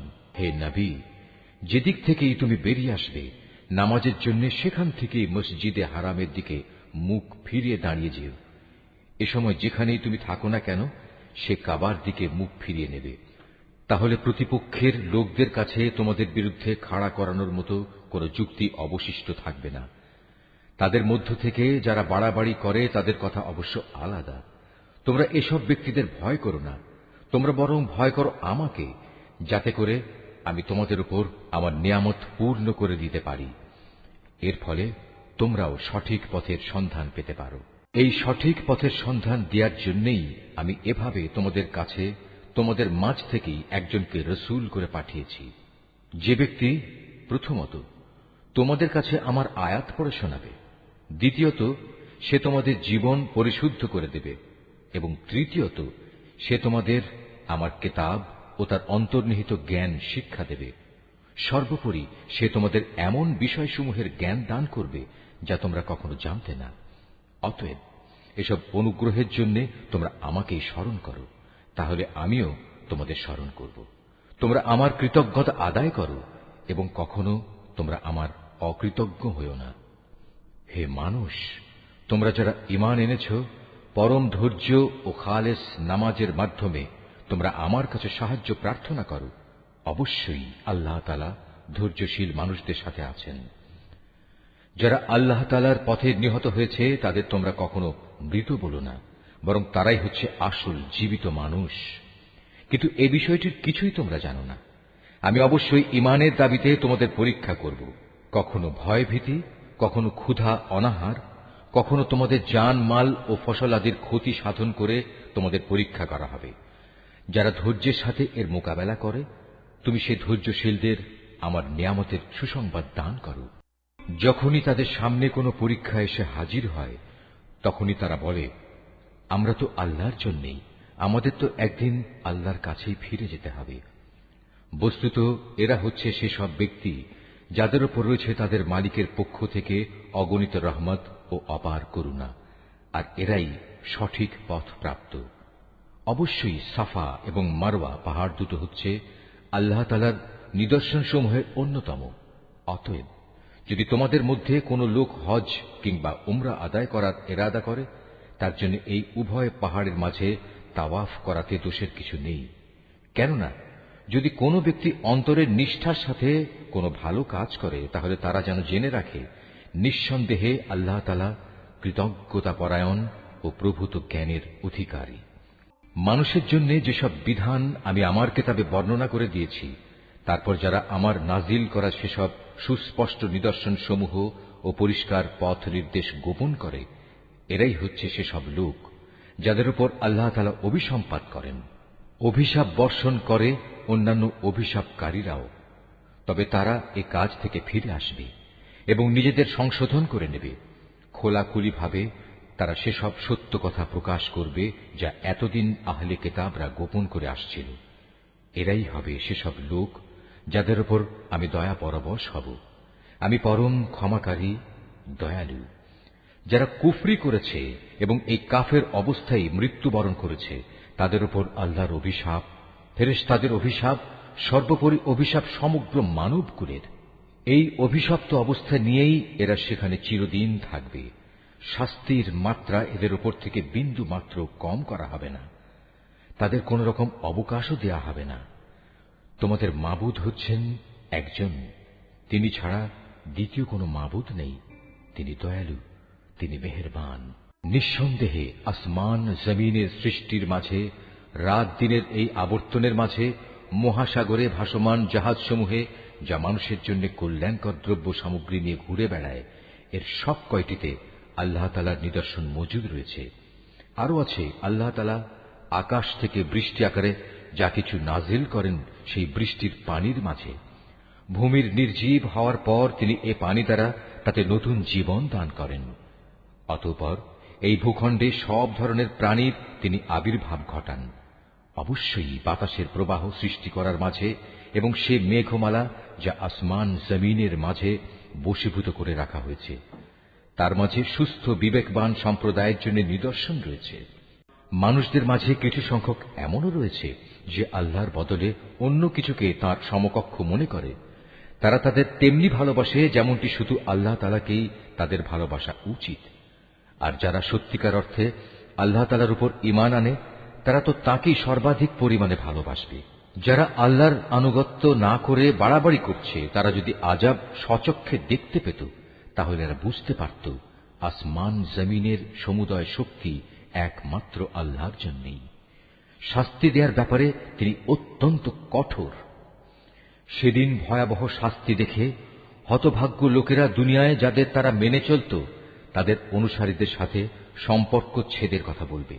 বলবে, আমরা তো এদের চিনিই না। এদের উভয়ের মধ্যেকার ভঙ্গুর সব সম্পর্ক সেদিন ছিন্ন বিচ্ছিন্ন হয়ে যাবে। এ হতাশাগ্রস্ত অনুসারীরা সেদিন বলবে, আবার যদি একবার আমাদের জন্য পৃথিবীতে ফিরে যাবার সুযোগ থাকত তাহলে আজ যেমনি করে তারা আমাদের সাথে সম্পর্ক ছেদ করেছে আমরা সেখানে গিয়ে তাদের সাথে যাবতীয় সম্পর্ক ছেদ করে আসতাম। এভাবেই আল্লাহ তাআলা তাদের সমগ্র জীবনের কর্মকাণ্ডগুলো তাদের সামনে একরাশ লজ্জা ও আক্ষেপ হিসেবে তুলে ধরবেন। তাদের জন্য যে জাহান্নাম নির্ধারিত হয়ে আছে এরা কখনো সেই জাহান্নাম থেকে বেরিয়ে আসতে পারবে না। হে মানুষ, তোমরা আল্লাহর জমিনে যা কিছু হালাল ও পবিত্র জিনিস আছে তা খাও এবং হালাল হারামের ব্যাপারে শয়তানের পদাঙ্ক অনুসরণ করো না, কেননা সে হচ্ছে তোমাদের খোলাখুলি দুশমন। শয়তানের কাজ হচ্ছে সে তোমাদের সব সময় পাপ ও অশ্লীল কাজের আদেশ দেয়, যাতে করে আল্লাহ তাআলার নামে তোমরা এমন সব কথা বলতে শুরু করো যা সম্পর্কে তোমরা কিছুই জানো না। তাদের যখন বলা হয় আল্লাহ তাআলা যা কিছু নাজিল করেছেন তোমরা তা মেনে চলো, তারা বলে, আমরা তো শুধু সে পথেরই অনুসরণ করব যে পথের উপর আমরা আমাদের বাপ দাদাদের পেয়েছি। তাদের বাপ দাদারা যদি এ ব্যাপারে কোনো জ্ঞান বুদ্ধির পরিচয় নাও দিয়ে থাকে কিংবা তারা যদি হেদায়েত নাও পেয়ে থাকে তবু কি তারা তাদের অনুসরণ করবে? এভাবে যারা হেদায়েত অস্বীকার করে তাদের উদাহরণ হচ্ছে এমন কিছুর মতো যে তার পালের আরেকটি জন্তুকে যখন ডাক দেয় তখন পেছনের সেই পশুটি তার চিৎকার ও কান্নার আওয়াজ ছাড়া আর কিছুই শুনতে পায় না। মূলত এরা কানেও শোনে না, কথাও বলতে পারে না, চোখেও দেখে না। এ কারণে হেদায়েতের কথাও এরা বুঝে না। হে মানুষ, তোমরা যারা ঈমান এনেছ, আমি যেসব পাক পবিত্র জিনিস তোমাদের দান করেছি নিঃসংকোচে তা তোমরা খাও এবং এ নিয়ামতের জন্য আল্লাহ তাআলার শুকর আদায় করো। অবশ্য যদি তোমরা হালাল হারামের ব্যাপারে একান্তভাবে শুধু তাঁরই দাসত্ব করো। অবশ্যই তিনি মৃত জন্তুর গোশত, সব ধরনের রক্ত ও শূকরের গোশত হারাম ঘোষণা করেছেন এবং এমন সব জন্তু হারাম করেছেন যা আল্লাহ তাআলা ছাড়া অন্য কারো নামে জবাই কিংবা উৎসর্গ করা হয়েছে। তবে সে ব্যক্তির কথা আলাদা যাকে এজন্য বাধ্য করা হয়েছে। যদি সে ব্যক্তি এমন হয় যে সে আল্লাহর আইনের সীমা লঙ্ঘনকারী হয় না, অথবা যেটুকু হলে জীবনটা বাঁচে তার চেয়ে বেশি ভোগ করে তাতে অভ্যস্ত হয়ে পড়ে না, তাহলে এই অপারগতার সময় হারাম খেলে তার উপর কোনো গুনাহ নেই। অবশ্যই আল্লাহ তাআলা ক্ষমাশীল, তিনি অনেক মেহেরবান। এ সত্ত্বেও যারা আল্লাহর নাজিল করা তাঁর কিতাবের অংশবিশেষ গোপন করে রাখে এবং সামান্য বৈষয়িক মূল্যে তা বিক্রি করে দেয়, তারা এটা দিয়ে যা হাসিল করে তা হচ্ছে আগুন, যা দিয়ে তারা নিজেদের পেট ভর্তি করে রাখে। শেষ বিচারের দিনে আল্লাহ তাআলা তাদের সাথে কথা বলবেন না, তিনি তাদের সেদিন পবিত্র করবেন না। ভয়াবহ আযাব এদের জন্য নির্দিষ্ট। এরা হেদায়েতের বদলে গুমরাহির পথ কিনে নিয়েছে, ক্ষমার বদলে তারা আযাব বেছে নিয়েছে। এরা ধৈর্যের সাথে ধীরে ধীরে জাহান্নামের আগুনের উপর গিয়ে পড়েছে। এটা এই জন্যে আল্লাহ তাআলা মানব জাতির জন্য আগে থেকেই সত্য দ্বীন সহকারে কিতাব নাজিল করে দিয়েছেন। যারা এই কিতাবে মতবিরোধে লিপ্ত হয়েছে তারা সত্য ও ন্যায়ের পথ থেকে অনেক দূরে নিক্ষিপ্ত হয়ে গেছে। তোমরা তোমাদের মুখ পূর্ব দিকে ফেরাও বা পশ্চিম দিকে ফেরাও, এতে কিন্তু কোনোই কল্যাণ নিহিত নেই। আসল নেকি হচ্ছে একজন মানুষ আল্লাহর উপর ঈমান আনবে, পরকালের উপর ঈমান আনবে, ঈমান আনবে ফেরেশতাদের উপর, আল্লাহর কিতাবের উপর, কিতাবের বাহক নবী রাসূলদের উপর এবং আল্লাহর দেয়া মাল সম্পদ তাঁরই ভালোবাসা পাবার মানুষে আত্মীয় স্বজন এতিম, মিসকিন ও পথিক মুসাফিরের জন্য ব্যয় করবে। সাহায্য প্রার্থী দুস্থ মানুষ, সর্বোপরি মানুষদের কয়েদ ও দাসত্বের বন্দী দশা থেকে মুক্ত করার কাজে অর্থ ব্যয় করবে। নামাজ প্রতিষ্ঠা করবে। দারিদ্র্য বিমোচনের জন্য যাকাত আদায় করবে। তাছাড়াও রয়েছে সেসব পুণ্যবান মানুষ যারা প্রতিশ্রুতি দিলে তা পালন করে, ক্ষুধা দারিদ্র্যের সময় ও দুর্দিনে ধৈর্য ধারণ করে।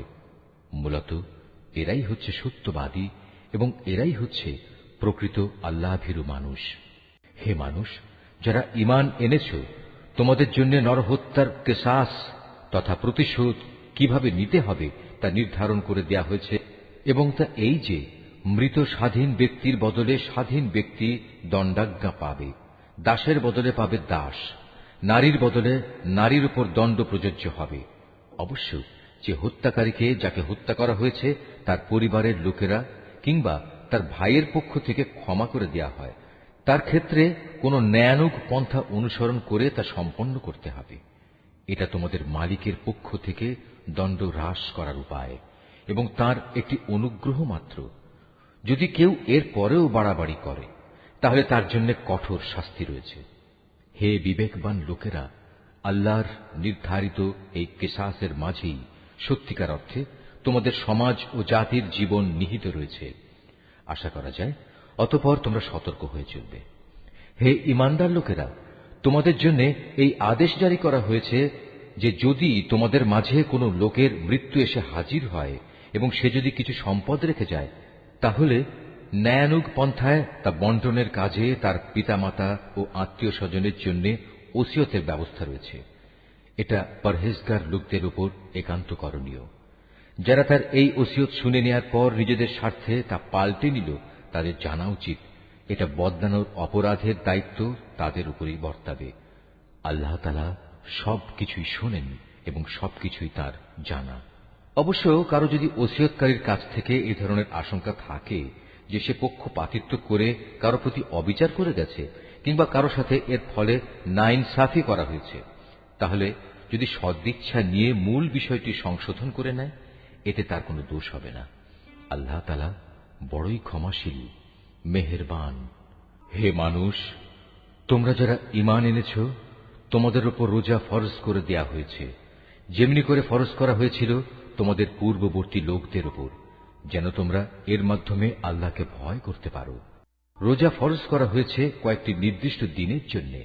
তারপরেও কেউ যদি সে দিনগুলোতে অসুস্থ হয়ে যায় কিংবা কেউ যদি তখন সফরে থাকে, সে ব্যক্তি সমপরিমাণ দিনের রোজা সুস্থ হয়ে গেলে অথবা সফর থেকে ফিরে এসে আদায় করে নেবে। এর পরেও যাদের উপর রোজা একান্ত কষ্টকর হবে, তাদের জন্য এর বিনিময়ে ফেদিয়া থাকবে, এবং তা হচ্ছে একজন গরিব ব্যক্তিকে তৃপ্তি ভরে খাবার দেয়া। অবশ্য যদি কোনো ব্যক্তি এর চাইতে বেশি দিয়ে ভালো কাজ করতে চায়, তাহলে এ অতিরিক্ত কাজ তার জন্য হবে একান্ত কল্যাণকর। তবে এ সময় তোমরা যদি রোজা রাখতে পারো, তাই তোমাদের জন্য ভালো। তোমরা যদি রোজার উপকারিতা সম্পর্কে জানতে যে এতেই কল্যাণ রয়েছে। রোজার মাস এমন একটি মাস যাতে কোরআন নাজিল করা হয়েছে, আর এই কোরআন হচ্ছে মানব জাতির জন্য পথের দিশা, সৎ পথের সুস্পষ্ট নিদর্শন, মানুষদের জন্য হক বাতিলের পার্থক্যকারী। অতএব তোমাদের মধ্যে যে ব্যক্তি এ মাসটি পাবে, সে এ মাসে রোজা রাখবে। তবে যদি সে অসুস্থ হয়ে পড়ে কিংবা সফরে থাকে, সে পরবর্তী কোনো সময় গুনে গুনে সেই পরিমাণ দিন পূরণ করে নেবে। এ সুযোগ দিয়ে আল্লাহ তাআলা তোমাদের জীবন আসান করে দিতে চান। আল্লাহ তাআলা কখনোই তোমাদের জীবন কঠোর করে দিতে চান না। আল্লাহর উদ্দেশ্য হচ্ছে তোমরা যেন গুনে গুনে রোজার সংখ্যাগুলো পূরণ করতে পারো। আল্লাহ তাআলা তোমাদের কোরআনের মাধ্যমে জীবন যাপনের যে পদ্ধতি শিখিয়েছেন, তার জন্য তোমরা তাঁর মাহাত্ম্য বর্ণনা করতে এবং তাঁর কৃতজ্ঞতা আদায় করতে পারো। হে নবী, আমার কোনো বান্দা যখন তোমাকে আমার ব্যাপারে জিজ্ঞেস করে, তাকে তুমি বলে দিও, আমি তার একান্ত কাছেই আছি। আমি আহ্বানকারীর ডাকে সাড়া দেই যখন সে আমাকে ডাকে। তাই তাদের উচিত আমার আহ্বানে সাড়া দেয়া এবং সম্পূর্ণভাবে আমার উপরই ঈমান আনা। আশা করা যায় এতে করে তারা সঠিক পথের সন্ধান পাবে। রোজার মাসের রাতের বেলায় তোমাদের স্ত্রীদের কাছে যৌন মিলনের জন্য যাওয়া তোমাদের জন্য হালাল করে দেয়া হয়েছে, কারণ তোমাদের নারীরা যেমনি তোমাদের জন্য পোশাক স্বরূপ, ঠিক তোমরাও তাদের জন্য পোশাক সমতুল্য। আল্লাহ তাআলা এটা জানেন। রোজার মাসে রাতের বেলায় স্ত্রী সহবাসের ব্যাপারে তোমরা নানা ধরনের আত্মপ্রতারণার আশ্রয় নিচ্ছিলে, তাই তিনি তোমাদের উপর থেকে কড়াকড়ি শিথিল করে তোমাদের উপর দয়া করলেন এবং তোমাদের মাফ করে দিলেন। এখন তোমরা চাইলে তাদের সাথে সহবাস করতে পারো এবং এ ব্যাপারে আল্লাহ পাক তোমাদের জন্য যা বিধিবিধান কিংবা সন্তান লিখে রেখেছেন তা সন্ধান করো। রোজার সময় পানাহারের ব্যাপারে আল্লাহর নির্দেশ হচ্ছে, তোমরা পানাহার অব্যাহত রাখতে পারো যতক্ষণ পর্যন্ত রাতের অন্ধকার রেখার ভেতর থেকে ভোরের শুভ্র আলোক রেখা তোমাদের জন্য পরিষ্কার প্রতিভাত না হয়। অতঃপর তোমরা রাতের আগমন পর্যন্ত রোজা পূর্ণ করে নাও। তবে মসজিদে যখন তোমরা এতেকাফ অবস্থায় থাকবে তখন নারী সম্ভোগ থেকে বিরত থেকো। এই হচ্ছে আল্লাহ তাআলার নির্ধারিত সীমারেখা। অতএব তোমরা কখনো এর কাছেও যেও না। এভাবেই আল্লাহ তাআলা তাঁর যাবতীয় নিদর্শন মানুষদের জন্য বলে দিয়েছেন, যাতে করে তারা এ আলোকে আল্লাহ তাআলাকে ভয় করতে পারে। তোমরা একে অন্যের অর্থ সম্পদ অন্যায় অবৈধভাবে আত্মসাৎ করো না। আবার জেনে বুঝে অন্যায়ভাবে অন্যের সম্পদ ভোগ করার জন্য এর একাংশ বিচারকদের সামনে ঘুষ কিংবা উপঢৌকন হিসেবেও পেশ করো না। হে নবী, তারা তোমাকে নতুন চাঁদগুলো ও তাদের বাড়া কমা সম্পর্কে জিজ্ঞেস করবে। তুমি তাদের বলে দাও, মূলত এগুলো হচ্ছে মানব জাতির জন্য একটি স্থায়ী সময় নির্ঘণ্ট, যার মাধ্যমে মানুষরা দিন তারিখ সম্পর্কে জানতে পারে। তাছাড়া এর মাধ্যমে লোকেরা হজের সময়সূচিও জেনে নিতে পারে। এহরাম বাঁধার পর পেছন দরজা দিয়ে ঘরে প্রবেশ করার মাঝে কোনো সওয়াব নেই। আসল নেকি হচ্ছে কে আল্লাহ তাআলাকে ভয় করল তা দেখা। এখন থেকে ঘরে ঢোকার সময় সামনের দুয়ার দিয়েই তোমরা আসা যাওয়া করো। তোমরা একমাত্র আল্লাহ তাআলাকে ভয় করবে। তোমরা আল্লাহ তাআলার পথে সেসব লোকের সাথে লড়াই করো যারা তোমাদের সাথে লড়াই করে, কিন্তু কোনো অবস্থায় সীমা লঙ্ঘন করো না, কারণ আল্লাহ তাআলা কখনো সীমা লঙ্ঘনকারীদের পছন্দ করেন না। যেখানেই তোমরা তাদের পাও সেখানেই তোমরা তাদের হত্যা করো। যেসব স্থান থেকে তারা তোমাদের বহিষ্কার করে দিয়েছে তোমরাও তাদের সেসব স্থান থেকে বের করে দাও। জেনে রেখো, ফিতনা, ফাসাদ, দাঙ্গা হাঙ্গামা, নরহত্যার চাইতেও বড় অপরাধ। তোমরা কাবা ঘরের পাশে কখনো তাদের সাথে যুদ্ধে লিপ্ত হও না, যতক্ষণ পর্যন্ত তারা সেখানে তোমাদের আক্রমণ না করে। তারা যদি তোমাদের সাথে যুদ্ধ করে তাহলে তোমরাও তাদের সাথে যুদ্ধ করো। এভাবেই কাফেরদের শাস্তি দেয়া হয়। তবে তারা যদি যুদ্ধ বিগ্রহ থেকে ফিরে আসে তাহলে মনে রেখো, আল্লাহ তাআলা বড়ই ক্ষমাশীল ও দয়ার আধার। তোমরা তাদের সাথে লড়াই করতে থাকো যতক্ষণ না জমিন থেকে ফিতনা নির্মূল হয়ে যায় এবং আল্লাহর জমিনে আল্লাহর দেয়া জীবন ব্যবস্থা পূর্ণাঙ্গভাবে আল্লাহর জন্য নির্দিষ্ট হয়ে যায়। যদি তারা যুদ্ধ থেকে ফিরে আসে তবে তাদের সাথে আর কোনো বাড়াবাড়ি নয়। তবে হ্যাঁ, যারা নিজেরাই জালেম তাদের উপর এটা প্রযোজ্য নয়। একটি সম্মানিত মাসের বদলেই একটি সম্মানিত মাস আশা করা যাবে। প্রয়োজনে এ সম্মানিত মাস সমূহেও প্রতিশোধ ব্যবস্থা বৈধ হবে। এ সময়ে যদি কেউ তোমাদের উপর হস্ত প্রসারিত করে তাহলে তোমরাও তাদের উপর তেমনি হস্ত প্রসারিত করে জবাব দাও। তবে সর্বদাই আল্লাহকে ভয় করতে থাকো। মনে রেখো, যারা অপরাধ থেকে বেঁচে থাকে আল্লাহ তাআলা তাদের সাথে রয়েছেন। আল্লাহর পথে অর্থ সম্পদ ব্যয় করো। অর্থ সম্পদ আঁকড়ে ধরে নিজেদের হাতেই নিজেদের ধ্বংসের অতলে নিক্ষেপ করো না, এবং তোমরা অন্য মানুষদের সাথে দয়া অনুগ্রহ করো। নিশ্চয়ই আল্লাহ তাআলা অনুগ্রহকারী ব্যক্তিদের ভালোবাসেন।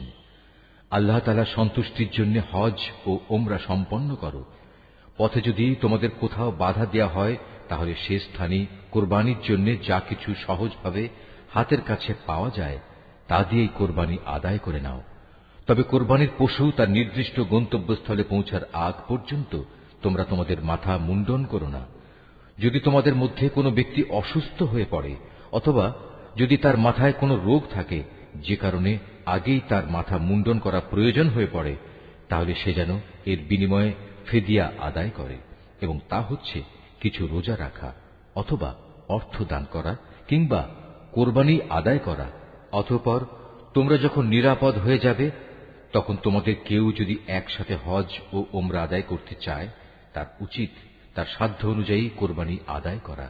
যদি কোরবানি করার মতো কোনো পশু সে না পায়, তাহলে সে যেন হজের সময়কালে 3টি এবং তোমরা যখন বাড়ি ফিরে আসবে তখন 7টি, সর্বমোট পূর্ণ 10টি রোজা রাখে। এই সুবিধাটুকু শুধু তাদের জন্য যাদের পরিবার পরিজন আল্লাহর ঘরের আশেপাশে বর্তমান নেই। তোমরা আল্লাহকেই ভয় করো, জেনে রাখো আল্লাহ তাআলা কঠোর আযাব প্রদানকারী বটে। হজের মাসসমূহ একান্ত সুপরিচিত। সে সময়গুলোর মধ্যে যে ব্যক্তি হজ আদায় করার মনস্থ করবে, সে যেন জেনে রাখে হজের ভেতর কোনো যৌন সম্ভোগ নেই, নেই কোনো অশ্লীল গালিগালাজ বা ঝগড়াঝাটি। আর যত ভালো কাজই তোমরা করো, আল্লাহ তাআলা অবশ্যই তা জানেন। হজের নিয়ত করলে এর জন্য তোমরা পাথেয় জোগাড় করে নেবে, যদিও আল্লাহর ভয়টাই হচ্ছে মানুষের সর্বোৎকৃষ্ট পাথেয়। অতএব হে বুদ্ধিমান মানুষরা, তোমরা আমাকেই ভয় করো। হজের এ সময়গুলোতে যদি তোমরা আল্লাহর অনুগ্রহ তালাশ করতে গিয়ে কোনো অর্থনৈতিক ফায়দা হাসিল করতে চাও, তাতে তোমাদের কোনোই দোষ নেই। অতঃপর তোমরা যখন আরাফাতের ময়দান থেকে ফিরে আসবে, তখন মুজদালিফায় মাশআরে হারামের কাছে এসে আল্লাহকে স্মরণ করবে, ঠিক যেমনি করে আল্লাহ তাআলা তোমাদের তাকে ডাকার পথ বলে দিয়েছেন, তেমনি করে তাকে স্মরণ করবে। ইতিপূর্বে তোমরা আসলেই পথভ্রষ্টদের দলে শামিল ছিলে। তারপর তোমরা সে স্থান থেকে ফিরে এসো যেখান থেকে অন্য হজ পালনকারী ব্যক্তিরা ফিরে আসে। নিজেদের ভুল ভ্রান্তির জন্য আল্লাহ তাআলার কাছে ক্ষমা প্রার্থনা করো। নিঃসন্দেহে আল্লাহ তাআলা গুনাহ খাতা মাফ করে দেন, তিনি বড়ই দয়ালু। যখন তোমরা তোমাদের হজের যাবতীয় আনুষ্ঠানিকতা শেষ করে নেবে, তখন এখানে বসে আগের দিনে যেভাবে তোমরা তোমাদের পূর্বপুরুষদের গৌরবের কথা স্মরণ করতে, তেমনি করে বরং তার চেয়ে বেশি পরিমাণে এখন আল্লাহকে স্মরণ করো। মানুষদের ভেতর থেকে একদল লোক বলে, হে আমাদের মালিক, সব ভালো জিনিস তুমি আমাদের এই দুনিয়াতেই দিয়ে দাও। বস্তুত যারা এ ধরনের কথা বলে, তাদের জন্য পরকালে আর কোনো পাওনাই বাকি থাকে না।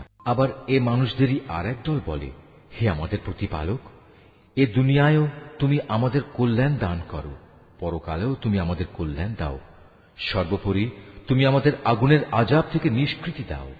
এ ধরনের লোকদের তাদের নিজ নিজ উপার্জন মোতাবেক তাদের যথার্থ হিস্সা রয়েছে। আল্লাহ তাআলাই হচ্ছেন দ্রুত হিসাব গ্রহণকারী। হাতে গোনা হজের এ কয়টি দিনে বেশি পরিমাণে আল্লাহকে স্মরণ করো। হজের পর যদি কেউ তাড়াহুড়ো করে দুদিনের মধ্যে মিনা থেকে মক্কায় ফিরে আসে, তাতে যেমন কোনো দোষ নেই, তেমনি যদি কোনো ব্যক্তি সেখানে আরো বেশি অপেক্ষা করতে চায়, তাতেও কোনো দোষ নেই। এই নিয়ম হচ্ছে তার জন্য যে আল্লাহকে ভয় করেছে। তোমরা শুধু আল্লাহ তাআলাকে ভয় করো এবং জেনে রাখো একদিন তোমাদের তাঁর কাছেই জড়ো করা হবে। মানুষদের মাঝে এমন লোকও আছে পার্থিব জীবনে যার কথা তোমাকে খুবই উৎফুল্ল করবে।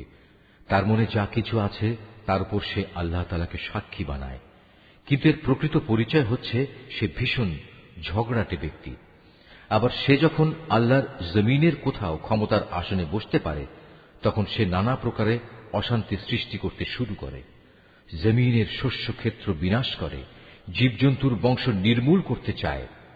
মূলত আল্লাহ তাআলা কখনো বিপর্যয় সৃষ্টিকারী মানুষদের পছন্দ করেন না।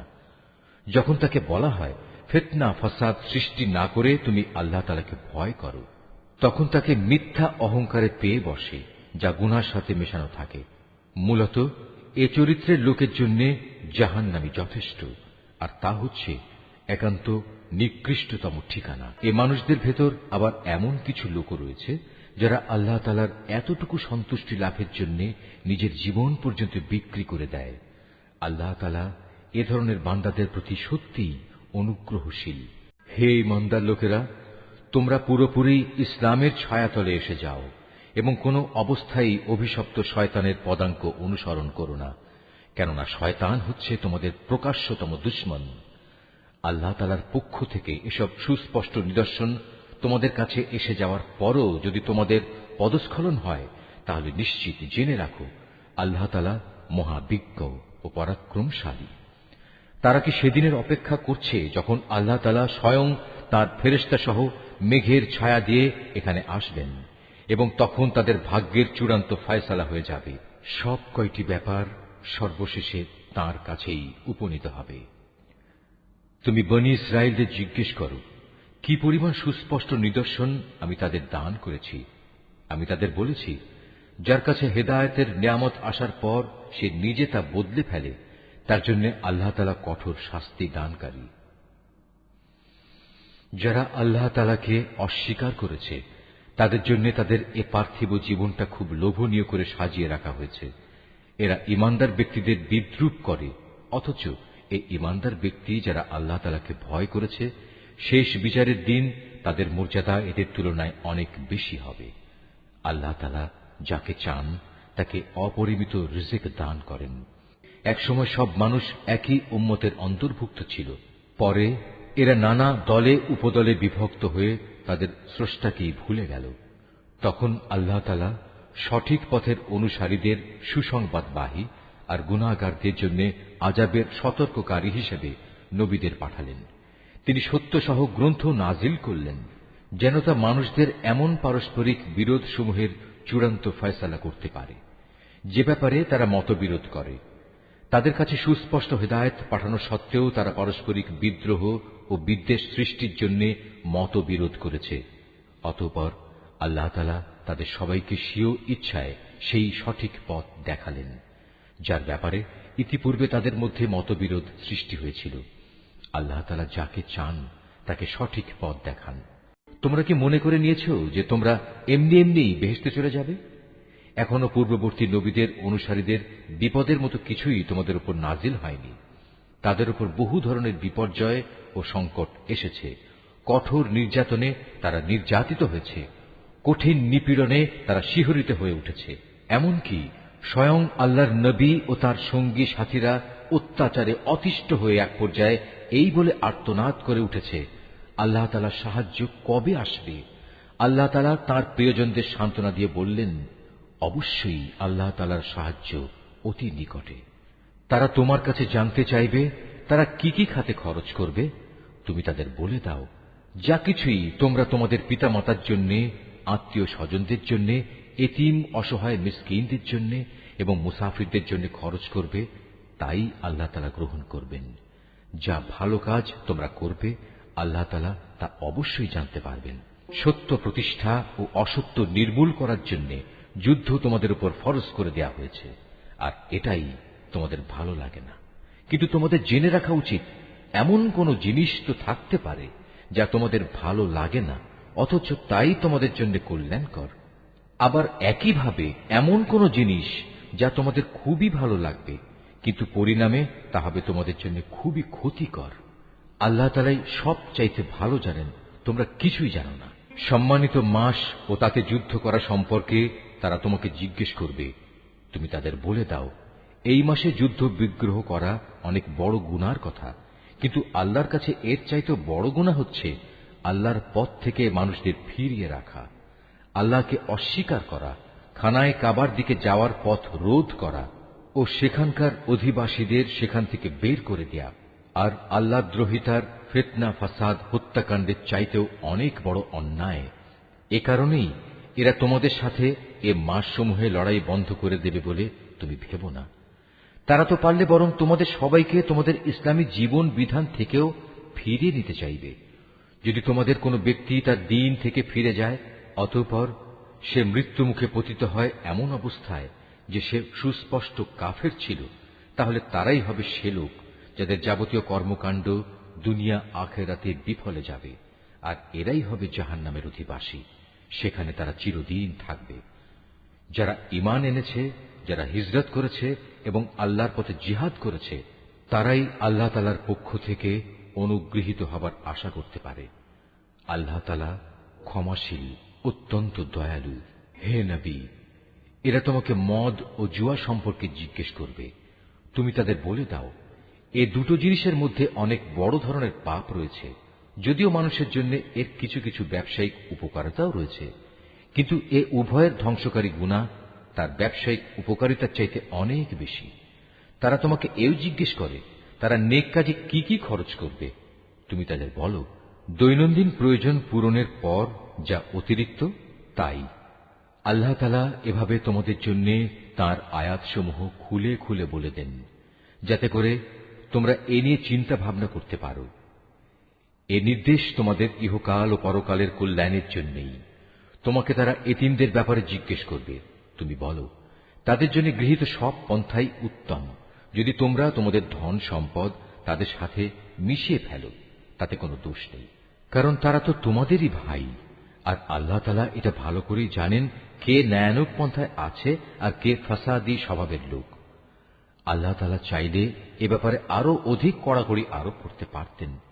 নিঃসন্দেহে আল্লাহ তাআলা ক্ষমতাবান এবং কুশলীও। তোমরা কখনো কোনো মুশরিক নারী বিয়ে করো না, যতক্ষণ না তারা ঈমান আনে। মনে রেখো, একজন মুসলমান দাসীও একজন ঐতিহ্যবাহী মুশরিক নারীর চাইতে উত্তম, যদিও এ মুশরিক নারীটি তোমাদের বেশি ভালো লাগে। হে মুসলিম মহিলারা, তোমরা কখনো কোনো মুশরিক পুরুষদের বিয়ে করো না, যতক্ষণ না তারা আল্লাহর উপর ঈমান আনে। কেননা একজন ঈমানদার দাসও একজন উঁচু খানদানের মুশরিক ব্যক্তির চাইতে ভালো, যদিও এ মুশরিক ব্যক্তিটি তোমাদের ভালো লাগে। আসলে এরা তোমাদের জাহান্নামের আগুনের দিকেই ডেকে নেবে। আর আল্লাহ তাআলা হামেশাই তার মোমেন বান্দাদের তার আদেশ বলে জান্নাত ও ক্ষমার দিকে আহ্বান জানান, এবং এজন্যে তিনি তার আয়াতসমূহ মানুষদের কাছে স্পষ্ট করে বর্ণনা করেন, যাতে করে তারা উপদেশ গ্রহণ করতে পারে। হে নবী, তারা তোমার কাছ থেকে মহিলাদের মাসিক ঋতুকাল ও এ সময়ে তাদের সাথে দৈহিক মিলন সম্পর্কে জানতে চাইবে। তুমি তাদের বলো, আসলে মহিলাদের এ সময়টা হচ্ছে একটি অপবিত্র ও কষ্টকর অবস্থা, কাজেই ঋতুস্রাবকালে তাদের সঙ্গ বর্জন করবে এবং তোমরা দৈহিক মিলনের জন্য তাদের কাছে যেও না, যতক্ষণ না তারা পুনরায় পবিত্র হয়। অতঃপর তারা যখন পুরো পাক সাফ হয়ে যায়, তখন তোমরা তাদের কাছে যাও। দৈহিক মিলনের যে পদ্ধতি আল্লাহ তাআলা শিখিয়ে দিয়েছেন সেভাবে যাবে। আল্লাহ তাআলা অবশ্যই সেসব লোকদের ভালোবাসেন যারা আল্লাহর দিকেই ফিরে আসে এবং যারা পাক পবিত্রতা অবলম্বন করে। তোমাদের স্ত্রীরা হচ্ছে তোমাদের জন্য সন্তান উৎপাদনের ফসল ক্ষেত্র। তোমরা তোমাদের এই ফসল ক্ষেত্রে যেভাবে ইচ্ছা সেভাবেই গমন করো। তোমরা সময় থাকতে নিজেদের জন্য কিছু অগ্রিম নেক আমল পাঠিয়ে দাও। তোমরা আল্লাহকে ভয় করো। জেনে রেখো, একদিন তোমাদের সবাইকে তাঁর সামনাসামনি হতে হবে। মোমেনদের তুমি পুরস্কারের সুসংবাদ দান করো। তোমরা তোমাদের এমন শপথের জন্য আল্লাহর নামকে কখনো ঢাল হিসাবে ব্যবহার করবে না, যার মাধ্যমে ভালো কাজ করা, আল্লাহ তাআলাকে ভয় করা এবং মানুষদের মাঝে শান্তি শৃঙ্খলা প্রতিষ্ঠা করার কাজ থেকে তোমরা দূরে থাকবে। কারণ আল্লাহ তাআলা তোমাদের সবকিছুই শোনেন এবং সব কথাই তিনি জানেন। আল্লাহ তাআলা তোমাদের নিরর্থক শপথের জন্য কখনো পাকড়াও করবেন না, তবে তিনি অবশ্যই সেসব শপথের ব্যাপারে তোমাদের জিজ্ঞাসাবাদ করবেন, যা তোমরা আন্তরিকভাবে সম্পন্ন করো। বস্তুত আল্লাহ তাআলা বড় ক্ষমাশীল ও ধৈর্যশীল। যেসব লোক নিজ স্ত্রীদের কাছে যাবে না বলে কসম করেছে, তাদের এ ব্যাপারে মনস্থির করার জন্য 4 মাসের অবকাশ রয়েছে। এ সময়ের ভেতর যদি তারা তাদের কসম থেকে ফিরে আসে, তাহলে জেনে রেখো আল্লাহ তাআলা ক্ষমাশীল ও দয়াবান। আর তারা যদি এ সময়ের ভেতর তালাক দেওয়ার সিদ্ধান্ত করে, তাহলে তারা যেন জেনে রাখে আল্লাহ তাআলা সব শোনেন, জানেন। তালাকপ্রাপ্তা মহিলারা যেন 3টি মাসিক ঋতু অথবা ঋতু থেকে পবিত্র থাকার 3টি মুদ্দত পর্যন্ত নিজেদের পুনরায় বিয়ের বন্ধন থেকে দূরে রাখে। তাদের গর্ভে আল্লাহ তাআলা যা কিছু সৃষ্টি করেছেন তা গোপন করা কোনো অবস্থায় তাদের পক্ষে ন্যায়সঙ্গত হবে না, যদি তারা আল্লাহর উপর এবং পরকালের উপর ঈমান আনে। এ সময়ের ভেতর তাদের ফিরিয়ে নেয়ার ব্যাপারে তাদের স্বামীরা অবশ্য বেশি অধিকারী, যদি তারা উভয়ে পরস্পর মিলেমিশে চলতে চায়। পুরুষদের উপর নারীদের যেমন ন্যায়ানুগ অধিকার রয়েছে, তেমনি রয়েছে নারীদের উপর পুরুষের অধিকার। পারিবারিক ভরণ পোষণের দায়িত্বের কারণে তাদের উপর পুরুষের মর্যাদা একমাত্রা বেশি রয়েছে। আল্লাহ তাআলা বিপুল ক্ষমতার মালিক, তিনি পরম কুশলী। তালাক 2 বার মাত্র উচ্চারণ করা যেতে পারে। 3য়-বারের আগেই হয় সম্মান মর্যাদার সাথে তাকে ফিরিয়ে আনতে হবে, অথবা সহৃদয়তার সাথে তাকে চলে যেতে দেবে। তোমাদের জন্য এটা কোনো অবস্থায় ন্যায়সঙ্গত নয় যে বিয়ের আগে যা কিছু তোমরা তাদের দিয়েছ তা তাদের থেকে ফিরিয়ে নেবে। তবে আল্লাহর নির্দিষ্ট সীমারেখার ভেতরে থেকে স্বামী স্ত্রী একত্রে জীবন কাটাতে পারবে না এমন আশঙ্কা যদি দেখা দেয়, তখন আলাদা হয়ে যাওয়াটাই উত্তম। এমন অবস্থায় যদি তোমাদের ভয় হয় যে এরা আল্লাহর বিধানের গণ্ডির ভেতর থাকতে পারবে না, তাহলে স্ত্রী যদি স্বামীকে কিছু বিনিময় দেয় এবং তা দিয়ে বিচ্ছেদ ঘটিয়ে নেয়, তাহলে তাদের উভয়ের উপর এটা কোনো দূষণীয় বিষয় হবে না। জেনে রাখো, এটা হচ্ছে আল্লাহর নির্ধারিত সীমারেখা, তা কখনো অতিক্রম করো না। আর যারা আল্লাহর দেয়া সীমারেখা লঙ্ঘন করে তারা হচ্ছে সুস্পষ্ট জালেম। যদি সে তাকে তালাক দিয়েই দেয়, তাহলে তারপর এ স্ত্রী তার জন্য আর বৈধ হবে না। হ্যাঁ, যদি তাকে অপর কোনো স্বামী বিয়ে করে এবং নিয়ম মাফিক তাকে তালাক দেয় এবং পরবর্তী পর্যায়ে তারা যদি সত্যি মনে করে তারা এখন স্বামী স্ত্রীর অধিকার সম্পর্কে আল্লাহর সীমারেখা মেনে চলতে পারবে, তাহলে পুনরায় বিয়ে বন্ধনে ফিরে আসাতে তাদের উপর কোনো দোষ নেই। এটা হচ্ছে আল্লাহর বেঁধে দেয়া সীমারেখা। যারা এ সম্পর্কে অবগত আছে, আল্লাহ তাআলা তাদের জন্য এই নির্দেশ সুস্পষ্ট করে পেশ করেন। যখন তোমরা স্ত্রীদের তালাক দাও এবং তারা যখন তাদের অপেক্ষার সময় ইদ্যত পূর্ণ করে নেয়, তখন হয় মর্যাদার সাথে তাদের ফিরিয়ে আনো, নতুবা ভালোভাবে তাদের বিদায় করে দাও। শুধু কষ্ট দেওয়ার উদ্দেশ্যে কখনো তাদের আটকে রেখো না। এতে তোমরা আল্লাহর নির্ধারিত সীমারেখাই লঙ্ঘন করবে। আর যে ব্যক্তি এমন কাজ করে সে প্রকারান্তরে নিজের উপরই জুলুম করে। সাবধান, আল্লাহর নির্দেশসমূহকে কখনো হাসি তামাশার বস্তু মনে করো না। স্মরণ করো, তোমরা ছিলে অজ্ঞ। আল্লাহ তাআলা তোমাদের উপর হেদায়েতের বাণী পাঠিয়ে নিয়ামত দান করেছেন। শুধু তাই নয়, তিনি তোমাদের জন্য জ্ঞান ও যুক্তিপূর্ণ কিতাব নাজিল করেছেন, যা তোমাদের দৈনন্দিন জীবনের নিয়ম কানুন বাতলে দেয়। অতএব তোমরা আল্লাহকে ভয় করো এবং জেনে রাখো, তিনি তোমাদের যাবতীয় কাজকর্ম সম্পর্কে সম্পূর্ণ ওয়াকিবহাল রয়েছেন। যখন তোমরা তোমাদের স্ত্রীদের তালাক দিয়ে দাও, অতঃপর তালাক প্রাপ্ত স্ত্রীরাও তাদের নির্ধারিত অপেক্ষার সময় ইদ্যত পালন শেষ করে নেয়, তখন তোমরা তাদের পছন্দ মতো স্বামীদের সাথে বিয়ের ব্যাপারে বাধা দিও না। যদি তারা বিয়ের জন্য সম্মানজনকভাবে কোনো ঐক্যমত্যে পৌঁছে থাকে, তোমাদের ভেতর যারা আল্লাহ তাআলা ও পরকালীন জীবনের উপর বিশ্বাস স্থাপন করে তাদের এ আদেশই দেয়া হচ্ছে। মূলত এটা তোমাদের জন্য অধিক সম্মানের এবং অনেক পবিত্র কর্মধারা, কারণ আল্লাহ তাআলা জানেন তোমরা কিছুই জানো না। মায়েদের পুরো 2 বছরই সন্তানকে বুকের দুধ খাওয়ানো উচিত। এ নিয়ম তার জন্যে যে চায় সন্তানের দুধ খাওয়ানো পুরো মাত্রায় আদায় করুক। সন্তানের পিতা দুধ খাওয়ানোর জন্য মায়েদের সম্মানজনক ভরণ পোষণ সুনিশ্চিত করবে। কোন ব্যক্তির উপর তার সাধ্যাতীত বোঝা চাপিয়ে দেওয়া যাবে না। পিতার সঙ্গতির কথা ভাবতে গিয়ে দেখতে হবে মায়েরাও যেন আবার নিজ সন্তান নিয়ে বেশি কষ্টে না পড়ে যায়, এবং পিতাকেও যেন সন্তান জন্ম দেওয়ার কারণে অযথা কষ্টে পড়ে যেতে না হয়, সেটাও খেয়াল রাখতে হবে। সন্তানের পিতার অবর্তমানে তার উত্তরাধিকারীদের উপর সন্তানের জন্মদাত্রী মায়ের অধিকার এভাবেই বহাল থাকবে। তবে কোন পর্যায়ে পিতামাতা যদি পারস্পরিক সম্মতি ও পরামর্শের ভিত্তিতে আগেভাগেই সন্তানের দুধ ছাড়িয়ে নিতে চায়, তাতেও তাদের উপর কোনো দোষের কিছু নেই। তোমরা যদি নিজেদের বদলে অন্য কাউকে সন্তানের দুধ খাওয়ানোর জন্য নিয়োগ করতে চাও এবং যদি দুগ্ধদাত্রীর পাওনা যথাযথভাবে বুঝিয়ে দেওয়া হয়, তাতেও কোনো গুনাহ নেই।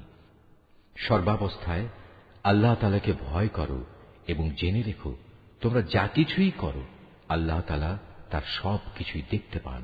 তোমাদের মধ্যে যারা মৃত্যু মুখে পতিত হয় এবং তারা যদি তাদের স্ত্রীদের জীবিত রেখে যায়, সে অবস্থায় স্ত্রীরা যদি বিয়ে করতে চায়, তাহলে তারা তাদের নিজেদের 4 মাস 10 দিন পর্যন্ত সময় বিয়ে থেকে বিরত থাকবে। অপেক্ষার এ সময়টুকু যখন তারা পূরণ করে নেবে, তখন নিজেদের বিয়ের ব্যাপারে তারা ন্যায়ানুগ পন্থায় যা ইচ্ছা তাই করতে পারবে, এবং এ বিষয়টিতে তাদের উপর কোনো গুনাহ নেই। মূলত তোমরা যে যাই করো না কেন, আল্লাহ তাআলা সব কাজেরই খবর রাখেন।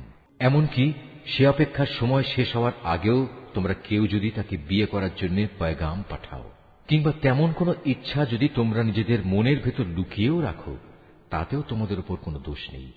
কেননা আল্লাহ তাআলা এটা ভালো করেই জানেন, তাদের কথা অবশ্যই তোমরা বারবার মনে করবে। কিন্তু সাবধান, আড়ালে আবডালে থেকে গোপনে তাদের বিয়ের কোনো প্রতিশ্রুতি দিও না।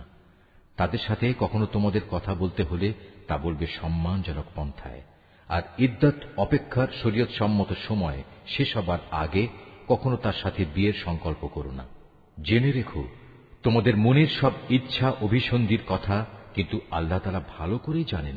অতএব তোমরা একমাত্র তাঁর থেকেই সতর্ক হও এবং একথাও জেনে রেখো, আল্লাহ তাআলা অত্যন্ত ধৈর্যশীল, মহান ক্ষমাশীল। স্ত্রীদের শারীরিকভাবে স্পর্শ করা কিংবা তাদের জন্য মোহরের কোনো অঙ্ক নির্ধারণের আগেই যদি তোমরা তাদের তালাক দাও, তাতে শরীয়তের দৃষ্টিতে তোমাদের উপর কোনো গুনাহ নেই।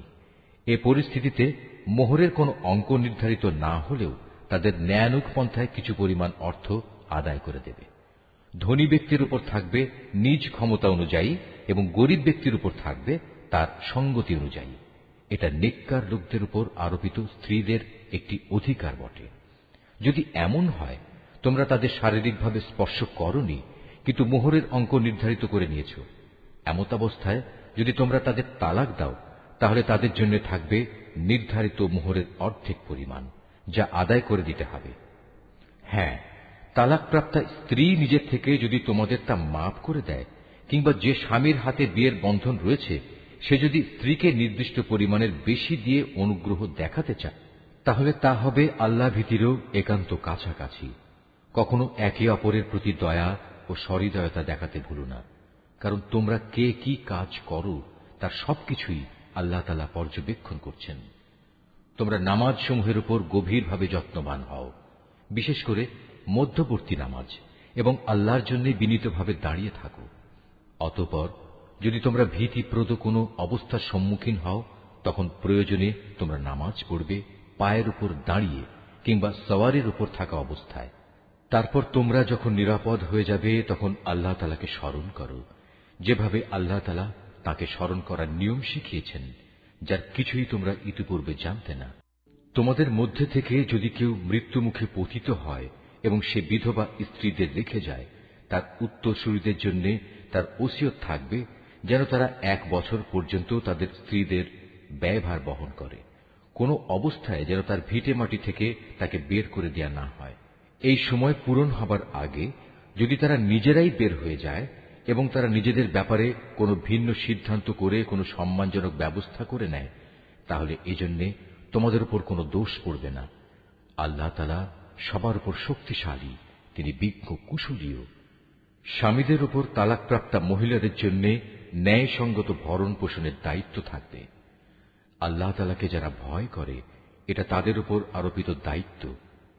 এভাবেই আল্লাহ তাআলা তাঁর আয়াতগুলো তোমাদের জন্য সুস্পষ্ট করে বলে দিয়েছেন, যাতে করে তোমরা বুঝতে পারো। তুমি কি তাদের পরিণতি দেখোনি যারা মৃত্যুর ভয়ে নিজেদের ভিটে মাটি ছেড়ে বেরিয়ে এসেছিল, অথচ তারা সংখ্যায় ছিল হাজার হাজার। তাদের এ কাপুরুষোচিত আচরণে রুষ্ট হয়ে আল্লাহ তাআলা তাদের বললেন, তোমরা নিপাত হয়ে যাও। অতঃপর একসময় তাদের বংশধররা সাহসিকতার সাথে জালেমের মোকাবেলা করল। আল্লাহ তাআলা তাদের পুনরায় সামাজিক ও রাজনৈতিক জীবন দান করলেন। আল্লাহ তাআলা এ ধরনের সাহসী মানুষদের উপর সর্বদাই অনুগ্রহশীল, কিন্তু মানুষদের অধিকাংশই এজন্য আল্লাহর কৃতজ্ঞতা আদায় করে না। অতএব হে মুসলমানরা, কাপুরুষতা না দেখিয়ে তোমরা আল্লাহর পথে লড়াই করো এবং একথা ভালো করে জেনে রাখো, আল্লাহ তাআলা যেমন সব শোনেন তেমনি তিনি সবকিছু জানেনও। তোমাদের মধ্যে থেকে কে এমন হবে যে আল্লাহকে উত্তম ঋণ দেবে? যে কেউই আল্লাহকে ঋণ দেবে সে যেন জেনে রাখে আল্লাহ তাআলা ঋণের সে অঙ্ক তার জন্য বহু গুণ বাড়িয়ে দেবেন। আল্লাহ তাআলা কাউকে ধনী আবার কাউকে গরিব করে দেন, আর সবশেষে তোমাদের ধনী গরিব সবাইকে তো একদিন তার কাছেই ফিরে যেতে হবে। তুমি কি বনী ইসরাইল দলের কতিপয় নেতা সম্পর্কে চিন্তা করনি, যখন তারা মূসার আগমনের পর তদানীন্তন নবীর কাছে বলেছিল, আমাদের জন্য একজন বাদশা ঠিক করে দাও যেন তার সাথে আমরা আল্লাহর পথে লড়াই করতে পারি। আল্লাহর নবী তাদের বলল, তোমাদের অবস্থা আগের লোকদের মতো এমন হবে না তো যে আল্লাহ তাআলা তোমাদের লড়াইয়ের আদেশ দেবেন এবং তোমরা লড়াই করবে না? তারা বলল, আমরা কেন আল্লাহর পথে লড়ব না? বিশেষ করে যখন আমাদের নিজেদের বাড়ি ঘর থেকে আমাদের বের করে দেয়া হয়েছে, আমাদের ছেলে মেয়েদেরও বের করে দেয়া হয়েছে, অতঃপর যখন সত্যি সত্যি তাদের আল্লাহর পক্ষ থেকে যুদ্ধের আদেশ দেয়া হল, তখন কতিপয় সাহসী বান্দা ছাড়া তাদের অধিকাংশই ময়দান ছেড়ে পালিয়ে গেছে। আসলে আল্লাহ তাআলা জালেমদের ভালো করেই জানেন। তাদের নবী তাদের বলল, আল্লাহ তাআলা তালুতকে তোমাদের উপর বাদশাহ নিযুক্ত করে পাঠিয়েছেন। একথা শুনে তারা বলল, তার কি অধিকার আছে যে আমাদের উপর রাজত্ব করার? বাদশাহীর অধিকার বরং তার চাইতে আমাদেরই বেশি রয়েছে। তাছাড়া অর্থ প্রাচুর্যও তো তার বেশি নেই। আল্লাহর নবী বলল, শাসন ক্ষমতার জন্য আল্লাহ তাআলা তাকেই বাছাই করেছেন এবং এ কাজের জন্য তার শারীরিক যোগ্যতা ও জ্ঞান প্রতিভা আল্লাহ তাআলা বাড়িয়ে দিয়েছেন। আসলে আল্লাহ তাআলা যাকে চান তাকেই তার রাজ ক্ষমতা দান করে থাকেন। তার ভান্ডার অনেক প্রশস্ত। আল্লাহ তাআলা যাকে চান তাকেই রাজত্ব দেন। আল্লাহ তাআলা প্রাচুর্যময় ও মহাবিজ্ঞ। তাদের নবী তাদের আরো বলল, আল্লাহ তাআলা যাকে পাঠাচ্ছেন তার বাদশাহীর অবশ্যই একটা চিহ্ন থাকবে, এবং তা হচ্ছে সে তোমাদের সামনে হারানো সিন্দুকটি এনে হাজির করবে। এতে তোমাদের জন্য আল্লাহর পক্ষ থেকে সান্ত্বনা ও প্রশান্তির বিষয় থাকবে। তাছাড়া এ অমূল্য সিন্দুকে মুসা ও হারুনের পরিবার পরিজনের কিছু রেখে যাওয়া জিনিসপত্রও থাকবে। আল্লাহ তাআলার নির্দেশে তার ফেরেশতারা এই সিন্দুক তোমাদের জন্য বহন করে আনবে। যদি তোমরা বিশ্বাস স্থাপন করো তাহলে তোমরা দেখবে এ সব কিছুতে তোমাদের জন্য এক ধরনের নিদর্শন রয়েছে। রাজত্ব পেয়ে তালুত নিজ বাহিনী নিয়ে যখন এগিয়ে গেল, তখন সে তার লোকদের বলল, আল্লাহ তাআলা একটি নদীর পানি দিয়ে তোমাদের পরীক্ষা করবেন। যদি তোমাদের মধ্যে কেউ এর পানি পান করে তাহলে সে আর আমার দলভুক্ত থাকবে না, আর যে ব্যক্তি তা খাবে না সে অবশ্যই আমার দলভুক্ত থাকবে। তবে কেউ যদি তার হাত দিয়ে সামান্য এক আঁজলা পানি খেয়ে নেয় তা ভিন্ন কথা। অতঃপর সেখানে গিয়ে হাতে গোনা কয়েকজন লোক ছাড়া আর সবাই তৃপ্তি ভরে পানি পান করল। এ কয়জন লোক যারা তার কথায় তার সাথে ঈমান এনেছিল, তারা এবং তালুত যখন নদী পার হয়ে এগিয়ে গেল, তখন তারা নিজেদের দীনতা দেখে বলে উঠল, হে আল্লাহ, আজ জালুত এবং তার বিশাল বাহিনীর মোকাবেলা করার শক্তি আমাদের নেই। এ সময় তাদেরই সাথী বন্ধুরা যারা জানত তাদের আল্লাহর সামনে হাজির হতে হবে, তারা বলল, ইতিহাসে এমন অনেকবারই দেখা গেছে আল্লাহর সাহায্য নিয়ে একটি ক্ষুদ্র দলও বিশাল সেনাবাহিনীর উপর জয়ী হয়েছে। কেননা আল্লাহ তাআলা ধৈর্যশীলদের সাথেই থাকেন। তারপর যখন সে তার সৈন্য নিয়ে মোকাবেলা করার জন্য দাঁড়ালো, তখন তারা আল্লাহর কাছে সাহায্য চেয়ে বলল, হে আমাদের মালিক, তুমি আমাদের সবরের তৌফিক দান করো। দুশমনের মোকাবেলায় আমাদের কদম অটল রাখো এবং অবিশ্বাসী কাফেরদের মোকাবেলায় তুমি আমাদের সাহায্য করো।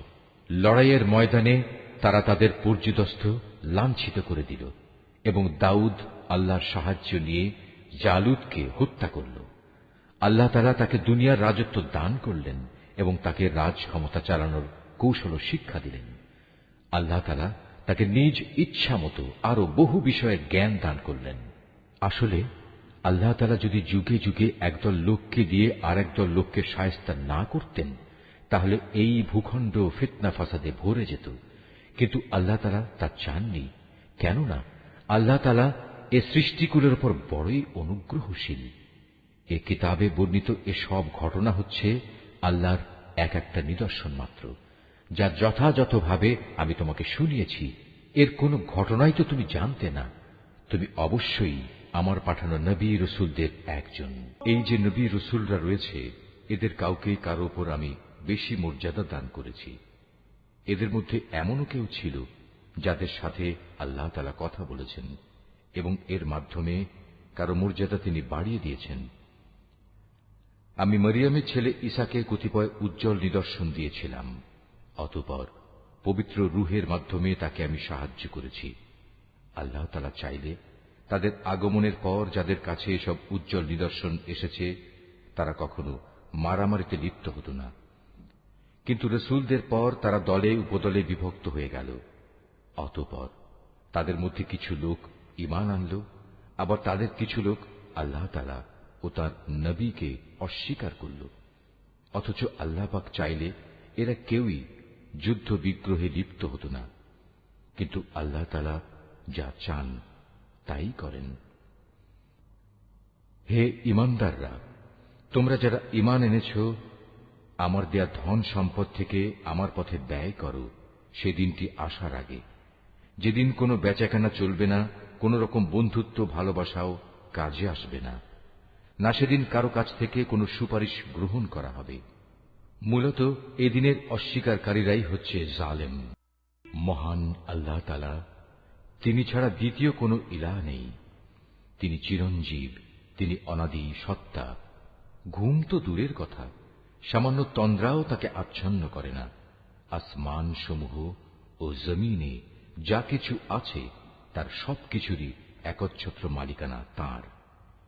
কে এমন আছে যে তার দরবারে বিনা অনুমতিতে সুপারিশ করবে? তাদের বর্তমান ভবিষ্যতের সবকিছুই তিনি জানেন। তার জানা বিষয়সমূহের কোনো কিছুই কারো জ্ঞানের সীমা পরিসীমার আয়ত্তাধীন হতে পারে না। তবে কিছু জ্ঞান যদি তিনি কাউকে দান করে থাকেন তবে তা ভিন্ন কথা। তার বিশাল সাম্রাজ্য আসমান জমিনের সবকিছুই পরিবেষ্টন করে আছে। এ উভয়টির হেফাজত করার কাজ কখনো তাকে পরিশ্রান্ত করে না। তিনি পরাক্রমশালী ও অসীম মর্যাদাবান। আল্লাহর দ্বীনের ব্যাপারে কোনো জোর জবরদস্তি নেই, কারণ সত্য এখানে মিথ্যা থেকে পরিষ্কার হয়ে গেছে। তোমাদের মধ্যে যদি কোনো ব্যক্তি বাতিল মতাদর্শকে অস্বীকার করে আল্লাহর দেয়া জীবনাদর্শের উপর ঈমান আনে, সে যেন এর মাধ্যমে এমন এক শক্তিশালী রশি ধরল যা কোনোদিনই ছিঁড়ে যাবার নয়। আল্লাহ তাআলা সবকিছুই শোনেন এবং সবকিছুই জানেন। যারা আল্লাহর উপর ঈমান আনে, আল্লাহ তাআলাই হচ্ছেন তাদের সাহায্যকারী বন্ধু। তিনি জাহেলিয়াতের অন্ধকার থেকে তাদের ঈমানের আলোতে বের করে নিয়ে আসেন।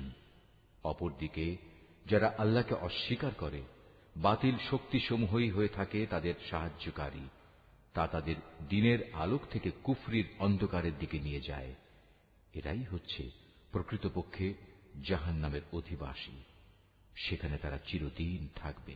তুমি কি সে ব্যক্তির অবস্থা দেখোনি যে ব্যক্তিকে আল্লাহ তাআলা দুনিয়ার রাষ্ট্র ক্ষমতা দেওয়ার পর সেই ইব্রাহিমের সাথে স্বয়ং মালিকের ব্যাপারে বিতর্কে লিপ্ত হল?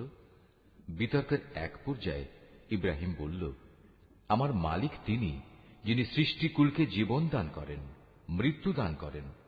সে বলল, জীবন মৃত্যু তো আমিও দিয়ে থাকি। ইব্রাহিম বলল, আমার আল্লাহ তাআলা পূর্ব দিক থেকে প্রতিদিন সূর্যের উদয় ঘটান। একবার তুমি তা পশ্চিম দিক থেকে বের করে দেখাও তো। এতে সত্য অস্বীকারী ব্যক্তিটি হতভম্ব হয়ে গেল। আসলে আল্লাহ তাআলা জালেম জাতিকে কখনো পথের দিশা দেন না।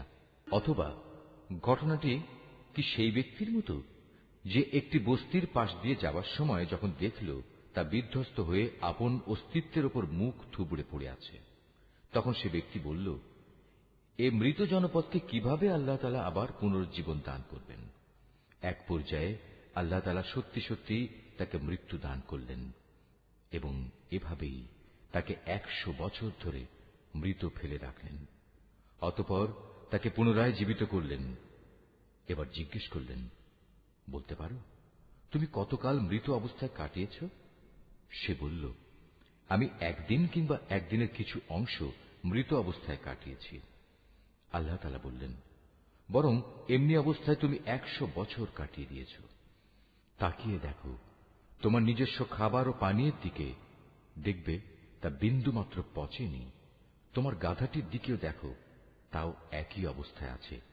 আমি এসব এজন্যই দেখালাম যেন আমি তোমাকে মানুষদের জন্য পরকালীন জীবনের একটি জীবন্ত প্রমাণ হিসেবে উপস্থাপন করতে পারি। এই মৃত জীবের হাড় পাঁজরগুলোর দিকে তাকিয়ে দেখো, তুমি নিজেই দেখতে পাবে আমি কিভাবে তা একটার সাথে আরেকটা জোড়া লাগিয়ে নতুন জীবন দিয়েছি। অতঃপর কিভাবে তাকে আমি গোশতের পোশাক পরিয়ে দিয়েছি। অতএব এভাবে আল্লাহর দেখানো এ বিষয়টি যখন তার কাছে পরিষ্কার হয়ে গেল, তখন সে বলে উঠল, আমি এটা জানি, অবশ্যই আল্লাহ তাআলা সব কিছুর উপর ক্ষমতাবান। আরো স্মরণ করো যখন ইব্রাহিম বলল, হে মালিক, মৃতকে তুমি কিভাবে পুনরায় জীবিত করো তা আমাকে একটু দেখিয়ে দাও। আল্লাহ তাআলা বললেন, কেন, না দেখে কি তুমি বিশ্বাস করো না? ইব্রাহিম বলল, হ্যাঁ প্রভু, আমি বিশ্বাস করি। কিন্তু এর দ্বারা আমার মন একটু সান্ত্বনা পাবে, এই যা। আল্লাহ তাআলা বললেন, তুমি বরং এক কাজ করো, 4টি পাখি ধরে আনো, অতঃপর আস্তে আস্তে এই পাখিগুলোকে তোমার কাছে পোষ মানিয়ে নাও, যাতে ওদের নাম তোমার কাছে পরিচিত হয়ে যায়। তারপর তাদের শরীর কেটে কয়েক টুকরা ভাগ করো, তাদের কাটা এক একটি টুকরো এক একটি পাহাড়ের উপর রেখে এসো, অতঃপর ওদের সবার নাম ধরে তুমি ডাকো। দেখবে জীবন্ত পাখিতে পরিণত হয়ে ওরা তোমার কাছে দৌড়ে আসবে। তুমি জেনে রাখো, আল্লাহ তাআলা মহা শক্তিশালী, বিজ্ঞ, কুশলী। যারা নিজেদের ধন সম্পদ আল্লাহ তাআলার পথে খরচ করে, তাদের উদাহরণ হচ্ছে একটি বীজের মতো, যে বীজটি বপন করার পর তা থেকে একে একে 7টি শীষ বেরুল, আবার এর প্রতিটি শীষে রয়েছে 100 শস্য দানা। আসলে আল্লাহ তাআলা যাকে চান তাকে বহু গুণ বৃদ্ধি করে দেন। আল্লাহ তাআলা অনেক প্রশস্ত, অনেক বিজ্ঞ। যারা আল্লাহ তাআলার পথে নিজেদের ধন সম্পদ ব্যয় করে এবং ব্যয় করে তা প্রচার করে বেড়ায় না, খোঁটা দেয় না এবং কষ্টও দেয় না, এজন্য তাদের মালিকদের কাছে তাদের জন্য পুরস্কার সংরক্ষিত রয়েছে। শেষ বিচারের দিন এদের কোনো ভয় নেই, তাদের সেদিন দুশ্চিন্তাগ্রস্ত হতে হবে না। একটুখানি সুন্দর কথা বলা এবং উদারতা দেখিয়ে ক্ষমা করে দেয়া সেই দানের চাইতে অনেক ভালো। যে দানের পরিণামে কষ্টই আসে, আল্লাহ তাআলা কারোরই মুখাপেক্ষী নন, তিনি পরম ধৈর্যশীলও বটে। হে ঈমানদার বান্দারা, তোমরা উপকারের খোঁটা দিয়ে এবং অনুগৃহীত ব্যক্তিকে কষ্ট দিয়ে তোমাদের দান সদকা বরবাদ করে দিও না, ঠিক সেই হতভাগ্য ব্যক্তির মতো যে শুধু লোক দেখানোর উদ্দেশ্যে দান করে, সে আল্লাহ তাআলা ও পরকালের উপর বিশ্বাস করে না।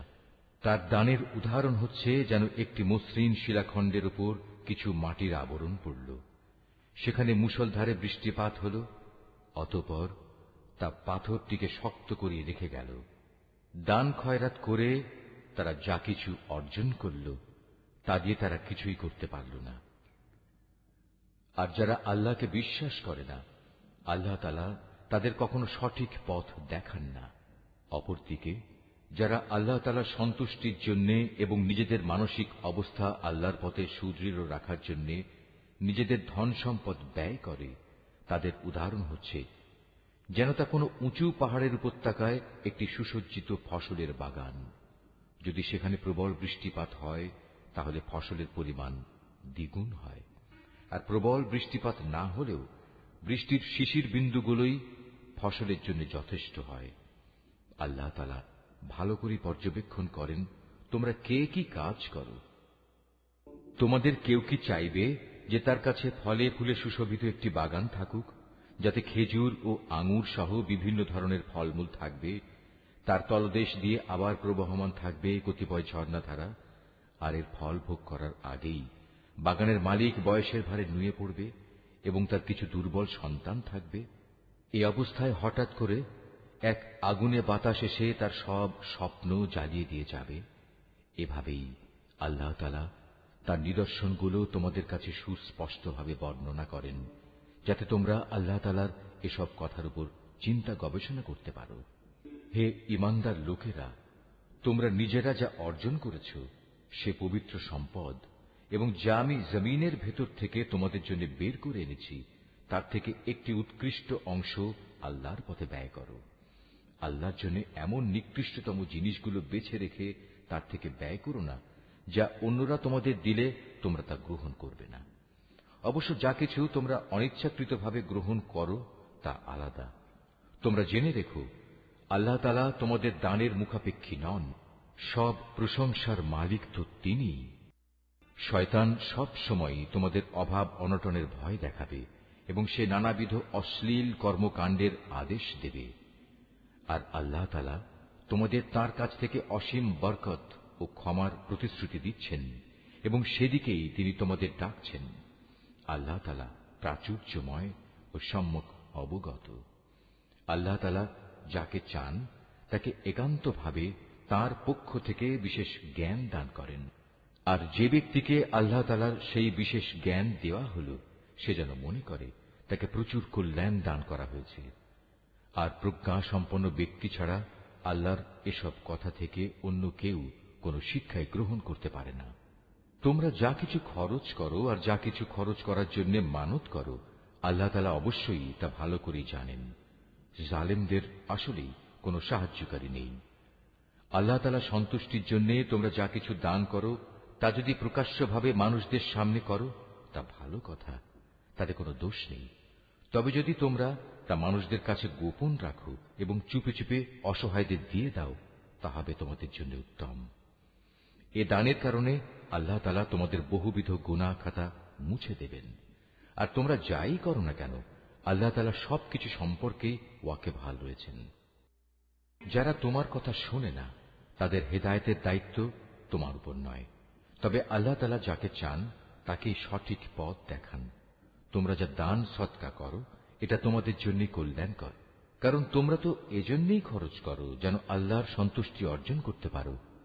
তোমরা আজ যা কিছু দান করবে, আগামীকাল তার পুরোপুরি পুরস্কার তোমাদের আদায় করে দেয়া হবে। সেদিন তোমাদের উপর কোন রকম জুলুম করা হবে না। দান সদকা তো তোমাদের মাঝে এমন কিছু গরিব মানুষের জন্য যারা আল্লাহর পথে এমন ভাবে ব্যাপৃত, যারা নিজেদের জন্য জমিনের বুকে চেষ্টা সাধনা করতে পারে না, আত্মসম্মান বোধের কারণে কিছু চায় না বলে অজ্ঞ মূর্খ লোকেরা এদের মনে করে এরা বুঝি সচ্ছল। কিন্তু তুমি এদের বাহ্যিক চেহারা দেখেই এদের সঠিক অবস্থা বুঝে নিতে পারো। এরা মানুষদের কাছ থেকে কাকুতি মিনতি করে ভিক্ষা করতে পারে না। তোমরা যা কিছুই খরচ করবে, আল্লাহ তাআলা তার যথার্থ বিনিময় দেবেন, কারণ তিনি সবকিছুই দেখেন। যারা দিনরাত প্রকাশ্যে ও সঙ্গোপনে নিজেদের মাল সম্পদ ব্যয় করে, তাদের মালিকের দরবারে তাদের এ দানের প্রতিফল সুরক্ষিত রয়েছে। তাদের উপর কোন রকম ভয়ভীতি থাকবে না, তারা চিন্তিতও হবে না। যারা সুদ খায় তারা মাথা উঁচু করে দাঁড়াতে পারবে না, দাঁড়ালেও তার দাঁড়ানো হবে সে ব্যক্তির মতো যাকে শয়তান নিজস্ব পরশ দিয়ে দুনিয়ার লোভ লালসায় মোহাচ্ছন্ন করে রেখেছে। এটা এই কারণে যেহেতু এরা বলে ব্যবসা বাণিজ্য তো সুদের মতোই একটা কারবারের নাম, অথচ আল্লাহ তাআলা ব্যবসা হালাল করেছেন এবং সুদকে হারাম করেছেন। তাই তোমাদের যার যার কাছে তার মালিকের পক্ষ থেকে সুদ সংক্রান্ত এই উপদেশ পৌঁছেছে, সে অতঃপর সুদের কারবার থেকে বিরত থাকবে। আগে এ আদেশ আসা পর্যন্ত যে সুদ সে খেয়েছে তা তো তার জন্য অতিবাহিত হয়েই গেছে। তার ব্যাপার একান্তই আল্লাহ তাআলার সিদ্ধান্তের উপর। কিন্তু এরপর যে ব্যক্তি আবার সুদী কারবারে ফিরে আসবে, তারা অবশ্যই জাহান্নামের অধিবাসী হবে, সেখানে তারা চিরদিন থাকবে। আল্লাহ তাআলা সুদ নিশ্চিহ্ন করেন, অপরদিকে দান সৎকার পবিত্র কাজকে তিনি উত্তরোত্তর বৃদ্ধি করেন। আল্লাহ তাআলা তার নিয়ামতের প্রতি অকৃতজ্ঞ পাপিষ্ঠ ব্যক্তিদের কখনো পছন্দ করেন না। তবে যারা সত্যিকার অর্থে আল্লাহ তাআলার উপর ঈমান এনেছে এবং ভালো কাজ করেছে, নামাজ প্রতিষ্ঠা করেছে, যাকাত আদায় করেছে, তাদের সেদিন কোনো ভয় থাকবে না, তারা সেদিন চিন্তিতও হবে না। হে ঈমানদার লোকেরা, তোমরা সুদের ব্যাপারে আল্লাহকে ভয় করো। আগের সুদী কারবারের যেসব বকেয়া আছে তোমরা তা ছেড়ে দাও, যদি সত্যিই তোমরা আল্লাহর উপর ঈমান আনো। যদি তোমরা এমনটি না করো, তাহলে অতঃপর আল্লাহ তাআলা ও তাঁর রাসূলের পক্ষ থেকে তোমাদের বিরুদ্ধে যুদ্ধের ঘোষণা থাকবে। আর যদি এখনো তোমরা আল্লাহর দিকে ফিরে আসো, তাহলে তোমরা তোমাদের মূলধন ফিরে পাবার অধিকারী হবে। সুদী কারবার দ্বারা অন্যের উপর জুলুম করো না, তোমাদের উপরও অতঃপর সুদের জুলুম করা হবে না। সে ঋণ গ্রহীতা ব্যক্তি কখনো যদি অভাবগ্রস্ত হয়ে পড়ে, তাহলে তার উপর চাপ দিও না, বরং তার সচ্ছলতা ফিরে আসা পর্যন্ত তাকে অবকাশ দাও।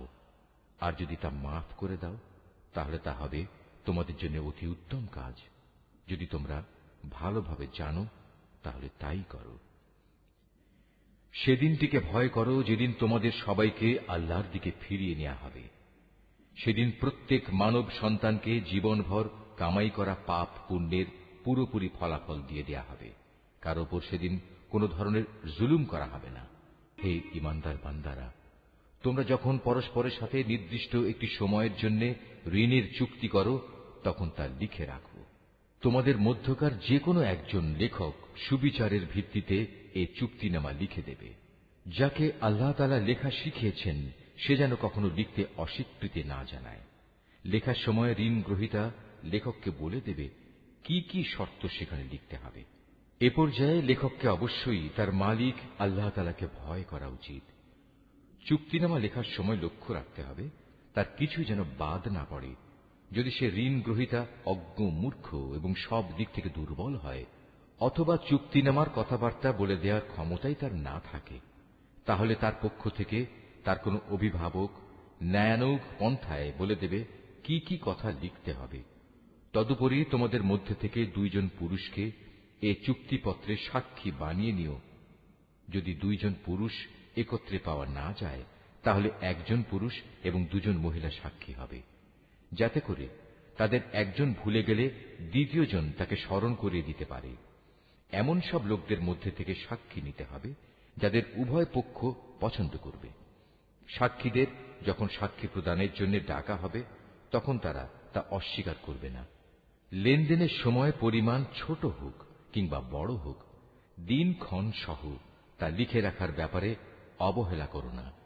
এটা আল্লাহর কাছে ন্যায্যতর ও সাক্ষ্য দানের ক্ষেত্রে অধিক মজবুত ভিত্তির উপর প্রতিষ্ঠিত, এবং পরবর্তীকালে যাতে তোমরা সন্দিগ্ধ না হও তার সমাধানের জন্যও এটা নিকটতর পন্থা। যা কিছু তোমরা নগদ হাতে হাতে আদান প্রদান করো তা সব সময় না লিখলেও তোমাদের কোনো ক্ষতি নেই, তবে ব্যবসায়িক লেনদেনের সময় অবশ্যই সাক্ষী রাখবে। দলিলের লেখক ও চুক্তিনামার সাক্ষীদের কখনো তাদের মত বদলানোর জন্য কষ্ট দেয়া যাবে না। তারপরেও তোমরা যদি তাদের এ ধরনের যাতনা প্রদান করো তাহলে জেনে রেখো তা হবে তোমাদের জন্য একটি মারাত্মক গুনাহ। এ ব্যাপারে আল্লাহ তাআলা তোমাদের সব কিছুই শিখিয়ে দিচ্ছেন, কেননা আল্লাহ তাআলা সব কিছুই জানেন। যদি তোমরা কখনো সফরে থাকো এবং এ কারণে ঋণের চুক্তি লেখার মতো কোনো লেখক না পাও, তাহলে চুক্তি লেখার বদলে কোনো জিনিস বন্ধক রেখে দাও। যখন তোমাদের কোনো ব্যক্তি অপর ব্যক্তিকে কোনো বন্ধকি জিনিসের ব্যাপারে বিশ্বাস করে, এমতাবস্থায় যে ব্যক্তিকে বিশ্বাস করা হয়েছে তার উচিত সেই আমানত যথাযথ ফেরত দেয়া এবং আমানতের ব্যাপারে আল্লাহ তাআলাকে ভয় করা, যিনি তার মালিক। তোমরা কখনো সাক্ষ্য গোপন করো না। যে ব্যক্তি তা গোপন করে সে অবশ্যই অন্তরের দিক থেকে পাপিষ্ঠ সাব্যস্ত হয়। বস্তুত আল্লাহ তাআলা তোমাদের যাবতীয় কাজকর্মের ব্যাপারে সম্যক অবগত রয়েছেন। আসমান জমিনে যা কিছু আছে তা সবই আল্লাহ তাআলার জন্য। তোমরা তোমাদের মনের ভেতরে যা কিছু আছে তা যদি প্রকাশ করো কিংবা তা গোপন করো, আল্লাহ তাআলা একদিন তোমাদের কাছ থেকে এর পুরোপুরি হিসাব গ্রহণ করবেন। এরপর তিনি যাকে ইচ্ছা তাকে মাফ করে দেবেন, আবার যাকে ইচ্ছা তাকে তিনি শাস্তি দেবেন। আল্লাহ তাআলা সব কিছুর উপর ক্ষমতাবান। আল্লাহর রসূল সে বিষয়ের উপর ঈমান এনেছে যা তার উপর তার মালিকের পক্ষ থেকে নাযিল করা হয়েছে, আর যারা সে রসূলের উপর বিশ্বাস স্থাপন করেছে তারাও সে একই বিষয়ের উপর ঈমান এনেছে। এরা সবাই ঈমান এনেছে আল্লাহর উপর, তার ফেরেশতাদের উপর, তার কিতাব সমূহের উপর, তার রসূলদের উপর। তারা বলে, আমরা তার পাঠানো নবী রসূলদের কারো মাঝে কোন রকম পার্থক্য করি না। আর তারা বলে, আমরা তো আল্লাহর নির্দেশ শুনেছি এবং তা মেনেও নিয়েছি। হে আমাদের মালিক, আমরা তোমার ক্ষমা চাই এবং আমরা জানি আমাদের একদিন তোমার কাছেই ফিরে যেতে হবে। আল্লাহ তাআলা কখনো কাউকেই তার শক্তি সামর্থ্যের বাইরে কোনো কাজের দায়িত্ব চাপিয়ে দেন না। সে ব্যক্তির জন্য ততটুকু বিনিময় রয়েছে যতটুকু সে এ দুনিয়ায় সম্পন্ন করবে, আবার সে যতটুকু মন্দ দুনিয়ায় অর্জন করেছে তার উপর তার ততটুকু শাস্তি পতিত হবে। অতএব হে মোমেন ব্যক্তিরা, তোমরা এই বলে দোয়া করো, হে আমাদের মালিক, যদি আমরা কিছু ভুলে যাই, কোথাও যদি আমরা কোনো ভুল করে বসি, তার জন্য তুমি আমাদের পাকড়াও করো না। হে আমাদের মালিক, আমাদের পূর্ববর্তী জাতিদের উপর যে ধরনের বোঝা তুমি চাপিয়েছিলে তা আমাদের উপর চাপিও না। হে আমাদের মালিক, যে বোঝা বইবার সামর্থ্য আমাদের নেই তা তুমি আমাদের উপর চাপিয়ে দিও না। তুমি আমাদের উপর মেহেরবানি করো, তুমি আমাদের মাফ করে দাও, আমাদের উপর তুমি দয়া করো, তুমি আমাদের একমাত্র আশ্রয় দাতা বন্ধু, অতএব কাফেরদের মোকাবেলায় তুমি আমাদের সাহায্য করো।